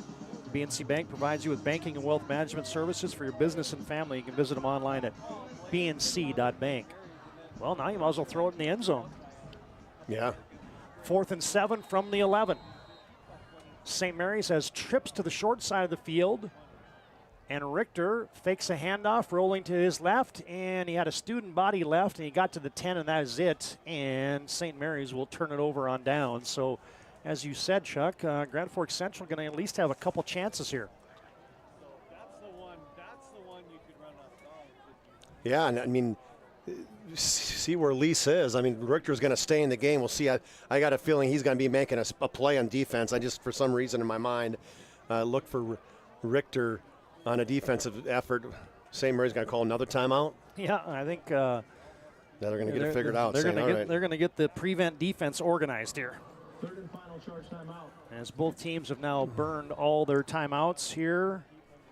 I mean, the key to me, if you're Central, is okay. You're not going to throw a 90-yard pass, so you got to try to get with 35 seconds and no timeouts. You got to try to kind of dink and dunk and get it up, get some first downs, or get it on the sidelines. Well, you can get 20, and then the clock's going to stop while they move the chains, spike it. Try to get another 20, spike it. You know, so with the clock stopping in college and in high school, you do have an opportunity to use the middle of the field. Yeah, you don't really have to go try to get out of bounds on every play. I mean, that would obviously be ideal, but you don't have to burn too many seconds if you're just going to spike it. So Grand Forks Central, they got receivers, and Lease has shown that he can throw a good ball. So, I mean, with Dirks and Bruce and Latrell Murph, something underneath to Fisher. He's a quality receiver. Henry, the tight end, has caught some passes. Well, and if somehow Grand Forks Central could find about 70 yards here, they'd probably get into field goal range for Lunsky. Yeah, that's the other part, I guess. You don't need to get a touchdown. Well, here's Lease back in the gun. Twins left, twins right from the near side hash mark. 34 seconds to play. Central needs a miracle. They flip it to the near side, and it's too far for Latrell Murph. Yeah, he didn't want any part of that. As he had Bohr kind of setting his sights on him. As Bohr will step out, Vetter will come in. It's like a 4-deep zone that St. Mary's is playing. They got 4 guys deep on the 30-yard line, and then 2 right. The 2 linebackers dropping about 10 yards in front of them. I think I'd run the same play and just try to hit Murph and let him get out of bounds. You can get 15, 20 yards. And they throw it outside to Dirks. He scampers up the sidelines, gets out of bounds at the 19-yard line. That'll be 9 yards, close to a first down. Clock is down to 26 seconds to play. Now they give him a first down, actually. They mark him all the way out at the 20. I think if you're St. Mary's, you'd give them 4 more 10-yard plays, all taking 6 seconds, and the game would be over. Lease with Voorhees standing beside him. Again, still twins left, twins right. Back to pass. Lease fires it far side. Zane Martin has it. tries to get out of bounds, and he does. Yeah, Zaid he's Martin, quick. He's the first catch for him in the day. He's had a couple good returns. And now with 18 seconds to play, St. Mary's. Man, look at that. Look how far back that defense is back there. I mean, there's 5 guys that are 25, 30 yards from the line of scrimmage. Grand Forks Central, they can somehow get it up to midfield and then chuck up a Hail Mary maybe. Lease has it. Snap is back. Zaid Martin slips out of bounds at the 20, check that, the 36-yard line.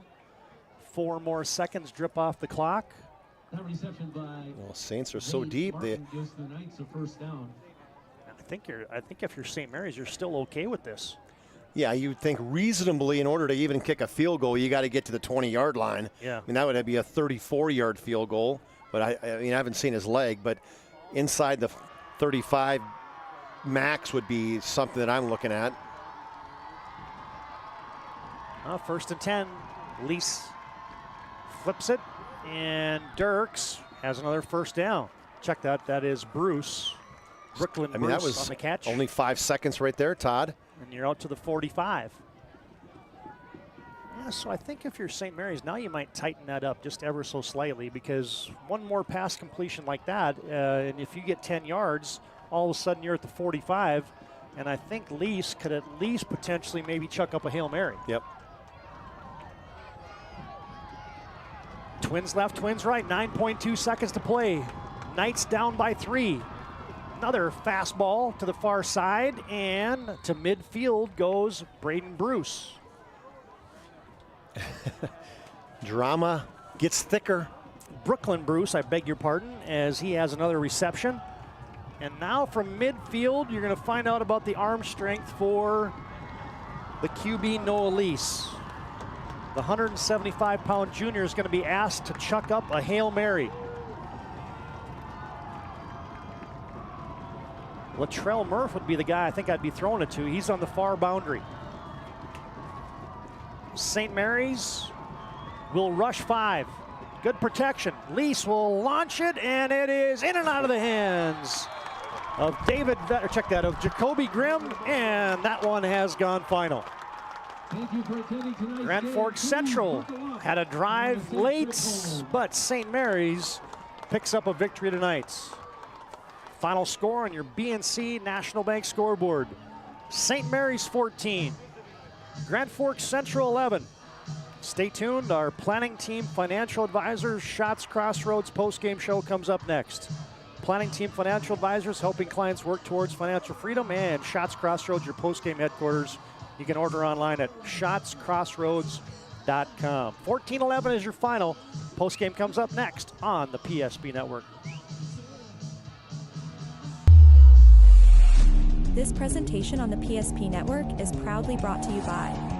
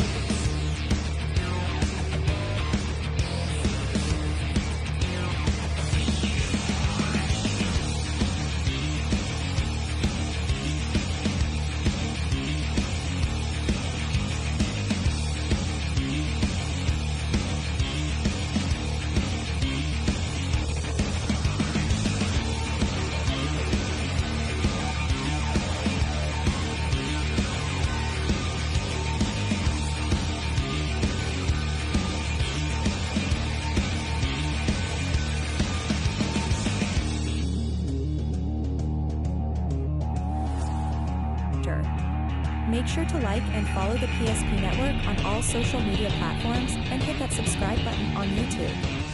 PSP Network. It's game day.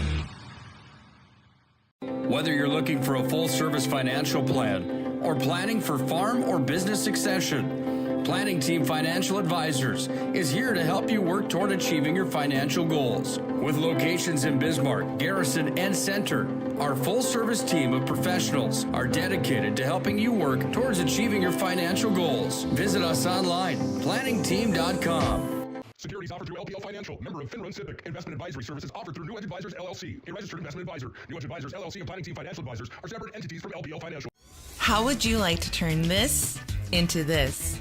With Shaw's Crossroads Fuel to Food Reward Program, you can. Here's how it works. Pick up a fuel tracker card from any of our C-store cashiers. Every time you fill up with gasoline or diesel, use the fuel tracker card to record your gallons. Once you reach 1,000 gallons, you'll be eligible for a $10 gift card to Shaw's Crossroads Restaurant. Start earning your rewards today at Shaw's Crossroads. St. Mary's comes back to win this one 14-11. It's our Planning Team Financial Advisor, Shots Crossroads postgame, and Chuck Claremont has made his way down the sideline, and he's got head coach of the Saints, Toby Schweitzer. Take it away, Chuck. All right, thanks, Todd. Coach, a win's a win, as you mentioned it. I mean, Grand Forks Central played tough. That first half, they had you bottled up offensively. You just couldn't do anything, but come up with some different plays offensively. Talk to me about who you giving credit for those. Well, you know, Bud Etzel's been in this game for a long time, so when it's time for adjustments at halftime, there's not too many people that I'd rather have than him on my side. So he did a great job of making some adjustments, using the quarterback to fool him a little bit and have some zone read stuff and keep the ball, and I think that was what kept us rolling. You know, then defensively, did not score the second half, and you kind of rolled up some things. You were blitzing your guys a lot. Then you brought Charles in late in the game. He was kind of your secret weapon, right? Yeah, well, you know, he had an ailment that was bothering him a little bit, you know, and it's a non-conference, so we were thinking, we'll stay, but you know, competitive spirit starts to flow, and you're like, okay, maybe we need to put the guy in. We might need our leader. So, you know, so many guys stepped up. I mean, Lingenfelter was everywhere. Xander on defense. So many guys made huge plays for you defensively, Coach. I mean, just talk about your entire team collectively defensively. Yeah, the defense second half, well, first half too, they were really good, but second half, I mean, they just really did some shutdown things and played with energy. For, you know, a week ago, it was a different team. Tonight, they played with energy, they played fast, and they got all over the place. And as far as I'm concerned, if you're playing as fast as you can, you're going to make plays. Big win tonight, Coach. Congratulations. Good luck next week in the conference. Thank you, Chuck. Appreciate all right, thanks, man. All right, step on in here. Go ahead, Charles. Let's get you first. Congratulations on, go this way. You go this way. I mean, great game for you. And, you know, we talked to Coach about letting you play defensively, and he said, hey, maybe he was going to sit you out today, but competitive spirit got in, and you were happy to be in there late in the game too. Yes, sir. Yeah, to get in there. I had a bad ankle sprain earlier this week, and just to get in there and play defense, hit someone, it's fun out there. You know, and for you guys offensively, talk me through the touchdown play when you guys had 4th and goal, and you ended up running it in. I mean, probably frustrated, probably had a guy, Ruggles open earlier, you missed him. Talk me through that play where you scored. Well, toast my O-line. The O-line was working their butts off all game. It was fun. But, yeah, we just ran that, and then I was seeing nothing, so I just took it and ran and got to the corner of the end zone. You know, it's a big touchdown there. And then late in the game, you were not handing the ball off. It was 13 time and time again. Yeah. Keep the ball and then run it down their throat. Let's just keep going. And what were you thinking in that last defensive stand for those guys, or defensively where you guys, they were moving the ball a little bit by a little bit? Were you, at any point, were you nervous at the end of the game? I mean, yeah. Well, I should have went down there over on the sidelines, and should have went down over there. But, yeah, so just nothing behind us. All those deep forward, just keep everything in front. But I knew we were going to come out with a win. Big win conference-wise starts next week? Yes, sir. Yeah, excited for next week. All right, great job. Congratulations. Dominic, you were all over the field today. Had some big, huge hits tonight. I mean, just talk me through some of those huge hits. Nas, Fisher, Voorhees. I mean, you got some big backs on that side, and you weren't afraid to get your nose in there. Yeah, so all week I watched film on them, and our coaches did, my dad did, and we talked about these guys are going to come downhill, but you got it. You can hit harder than them. And so that whole time I never thought once they were going to run me over or nothing. I wanted to bring it to them, and I wanted to set the tone for them. You know, you sure did. I mean, your energy is very enthusiastic for your team. That seems like something you feel like you got to bring that energy, that spirit to the defense. Yes, sir. We are down a couple starting linebackers, and so I've really had to step up as a leader on the defense. And I lacked that against Red River, and I knew today I was not going to do that. And I wanted to bring that, and I thought I did a pretty good job, and my teammates helped me out with it. You know, and one of the biggest plays of the game was that interception. As you turned the ball over, they had an opportunity to come back. Now, in the very first play, you step in and read it. I mean, tell me what your read was on that play and how you were able to step in and get that interception. Yeah, so all week we worked on our insides. We read that second receiver right away, and we had a blitz on the other side. So I had the whole middle of the field, and I knew that guy was going to get targeted, and I kind of saw him come in the slant, and I saw the quarterback under pressure, and I knew that's where he was going to go. And so I stepped forward and had to battle through his hit, but came down with it. Great read, great interception, great game. Congratulations. Thank you. All right, TD, back to you. Yeah, well done down the sidelines there, Chuck Claremont, as you heard from a happy group of St. Mary's Saints. Toby Schweitzer picks up victory number 1 in the season. Charles Richter had his fingerprints on this from his quarterback position. And then, Dominic Zander. Man, oh man, he was flying around tonight, folks, as St. Mary's levels their record at 1-1. Grand Forks Central 0-1 on the 0-2 now on the season, and we'll come with more of our planning team financial advisor Shots Crossroads postgame. But first, let's give you a BNC scoreboard update. All finals now in 2A football. Matter of fact, one left. Minot North has defeated Wahpeton 35-21. Devils Lake takes care of Valley City 27-12. Jamestown comes back to defeat Horace 14-12 tonight. St. Mary's here wins by 3, and late in the fourth, Dickinson on the road leading at Fargo South 28-7. There's your finals in 2A football tonight. Final score in from West Fargo Cheyenne tonight. The Mustangs come back late and defeat Mandan 32-29 in a thriller there. West Fargo is leading Williston 32-12. Minot big over Shanley 41-7. Century big as well over Fargo North 55-7. And Davies has stuck at 2 Legacy tonight 38-14. There's your BNC scoreboard update. Planning Team Financial Advisor Shots Crossroads postgame show rolls on. When we come back, we will dig into the final game numbers, and we will give you our move of the game and MVP of the game tonight. Planning Team Financial Advisors, a full-service financial plan. Planning for farm or business succession. They're here to help you work towards achieving your financial goals. Visit them online at planningteam.com. And Shots Crossroads. Get filled up in their delicious menu that includes the famous 99. Order online at shotscrossroads.com. Team buses are always welcome. Postgame continues after this timeout on the PSP Network. St. Mary's in your final score, 14-11 on your BNC National Bank scoreboard. This presentation on the PSP Network is proudly brought to you by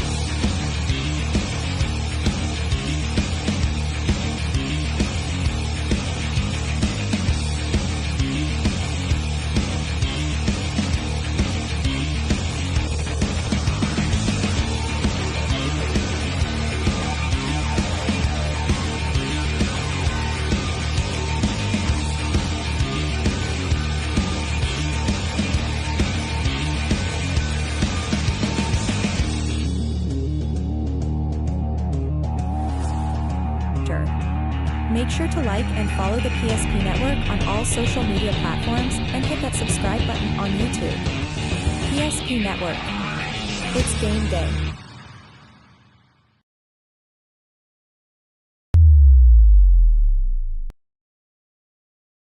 Putting a bow on this one from Schmeeker Field at St. Mary's Central High School. St. Mary's scores the only points in the second half, and they defeat Grand Forks Central. Their defense pitches a shutout in the final 24. St. Mary's wins this one 14-11. We're back on our planning team financial advisor Shots Crossroads postgame show. Shots Crossroads, your postgame headquarters. Order online at shotscrossroads.com, and planning team financial advisors helping clients work towards financial freedom. A couple post-game highlights tonight brought to you by Planning Team Financial Advisors. First off, a couple big plays to sort through here. This one was one of those plays where St. Mary's picked up a fumble. Langenfelder, as a bad QB to running back exchange, gave St. Mary's the football late in the game. Langenfelder, Johnny on the spot, he pounced on that baby immediately, and that was a big play for that St. Mary's defense. One of their 3 turnovers they forced in the second half. And then, how about this one? Jackson Barth with a great swim move, and he just rips down the quarterback, Noah Lease. There's that defense coming up big for St. Mary's in that second half. Those post-game highlights brought to you by Planning Team Financial Advisors and Shots Crossroads. How about that? The Golden Dome here at St. Mary's Central High School, the Our Lady of Victory Chapel. Nice work by our camera operators to get you a glimpse of that, glowing in the evening dusk here in the capital city. As St. Mary's was down 11-6 at halftime, and then they had a touchdown, a 2-point conversion in that fourth quarter when they got a short field on the 29-yard line. The Saints capitalized, and a couple things left to go here on our Planning Team Financial Advisors Shots Crossroads postgame show. First, let's look at our schedule for the remainder of this week with that triple header of football. Those games have all gone final now. Tomorrow you got Bismarck at Minot in WDA soccer. Our schedule next week looks like this, and a full slate again on the PSP network. Volleyball on Tuesday, Williston at Minot North. Again on Thursday, WDA volleyball, Bismarck and Century, and a crosstown rivalry matchup there. Should be a great evening of football next Friday night. Davies at Minot High. Both those teams win tonight, as do Cheyenne, and Bismarck was on a bye. Cheyenne comes back late to beat Mandan tonight, 32-29. Yep. So that sets up Bismarck High and Cheyenne undefeated next week. Likely could be 1-2 or 1-3 in the poll. So stay tuned for that next Friday, and next Saturday, WDA volleyball, Dickinson at Minot High. There's the upcoming schedule on the PSP network. All right, now it's time for your final game numbers, brought to you by Planning Team Financial Advisors and Shots Crossroads. Let's run through those individual and team stats from the contest tonight as St. Mary's wins 14-11. All right, for Central, Logan Voorhees, 15 carries, 33 yards. Naz Fisher, 9 for 53. Noah Lease had 4 for -4, but he was sacked 3 times. Noah Lease throwing, had a good job, good day throwing, 19 for 28 TD, 196. He did have an interception. And then, let's see, who was it? Bruce that threw the one, was 1 for 1 for 37 yards throwing. A lot of guys caught the football tonight. These are probably that last drive kind of mixed me up a little bit. But 6 catches for Brooklyn Bruce, 40 yards. Braden Dirks had 4 for 31. Quante Henry had 3 for 46. Tyson Vanya, 1 for 18. Zaid Martin had a couple for 20 yards. Latrell Murph had 2 for 68. And then Fisher had 2 catches for 15 yards. For the Saints, Charles Richter, he turned it up the second half. The ankle was okay. And Coach, I loved how Coach Schweitzer said the competitive juices kind of got to me, and I put him in not only defensively, but he started running the football too. So he ended up with 13 carries for 58 yards, a 4-yard touchdown run to put the Saints ahead. Beckett Price had 8 carries for 30 yards. David Vetter, 6 for 7 yards. Ruggles had 2 runs for 17, and then Jacoby Grimm had 1 run for 1 yard. Richter tonight throwing was 6 for 20, had an interception, 67 yard. Did have a 40-yard touchdown to Brady Ruggles, who had 4 catches for 64, and then Dominic Zander had 2 catches for 13. Team stats, you're going to want to tell you these, and you're going to go, the Saints won, but they had their defensively in the second half. They came up with some big turnovers. 30 rushes for the Saints for 113. Grand Forks Central had 28 for 82. Overall completions, 6 completions for 67 yards for the Saints, 20 completions for 233 for Grand Forks Central. Total plays tonight, Saints had 50 for 180 yards. Grand Forks Central had 56 plays for 3 15. No fumbles for St. Mary's. 2 big fumbles for Grand Forks, included that big one to Lingenfelter.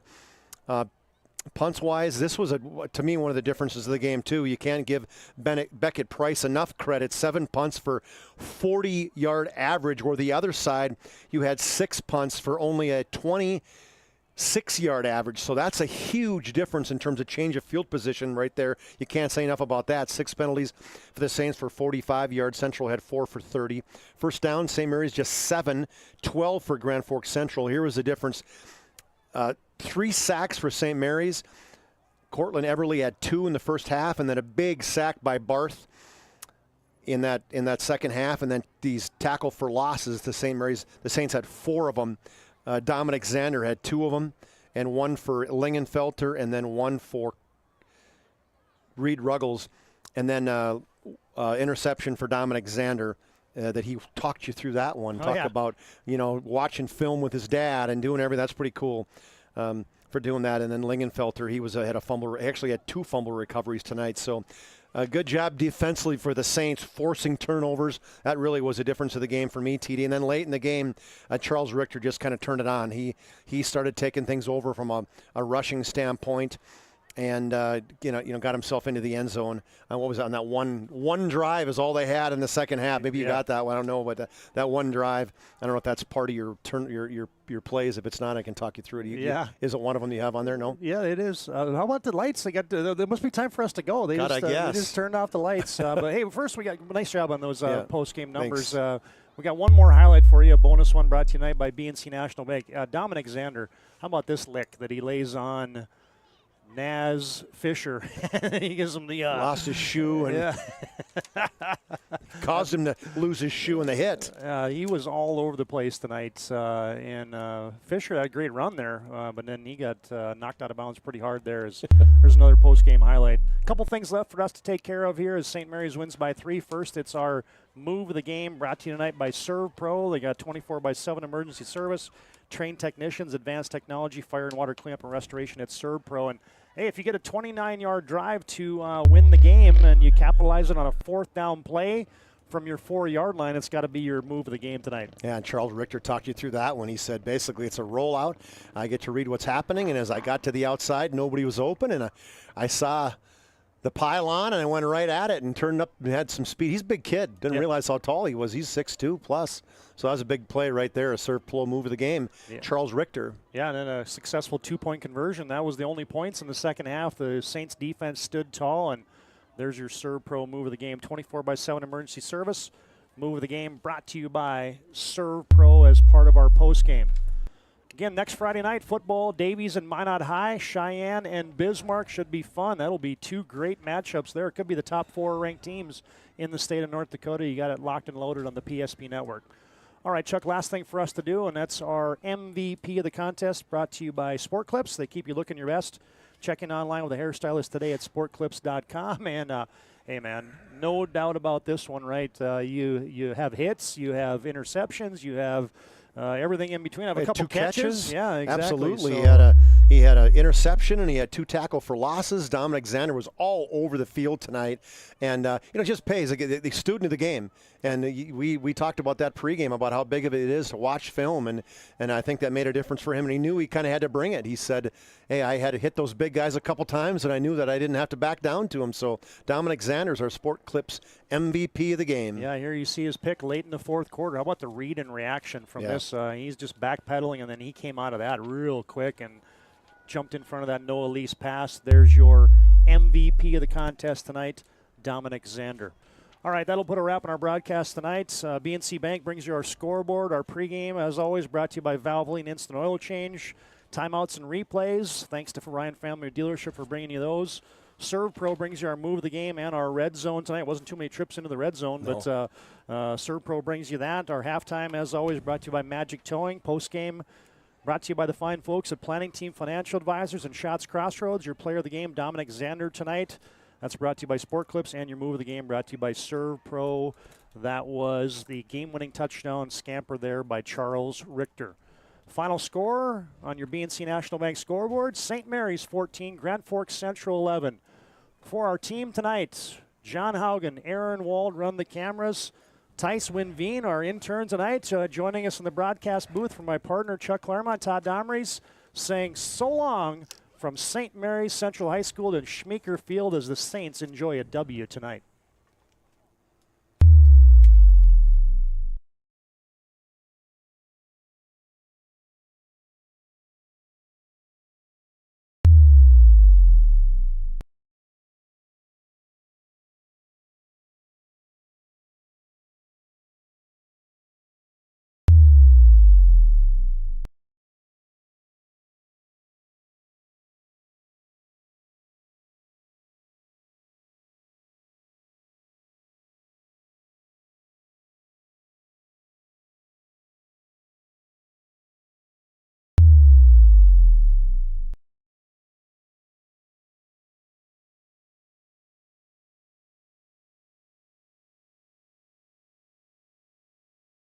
Changed our name, but we haven't changed the DNA of who we are. We still offer the best product at the best price with the same people.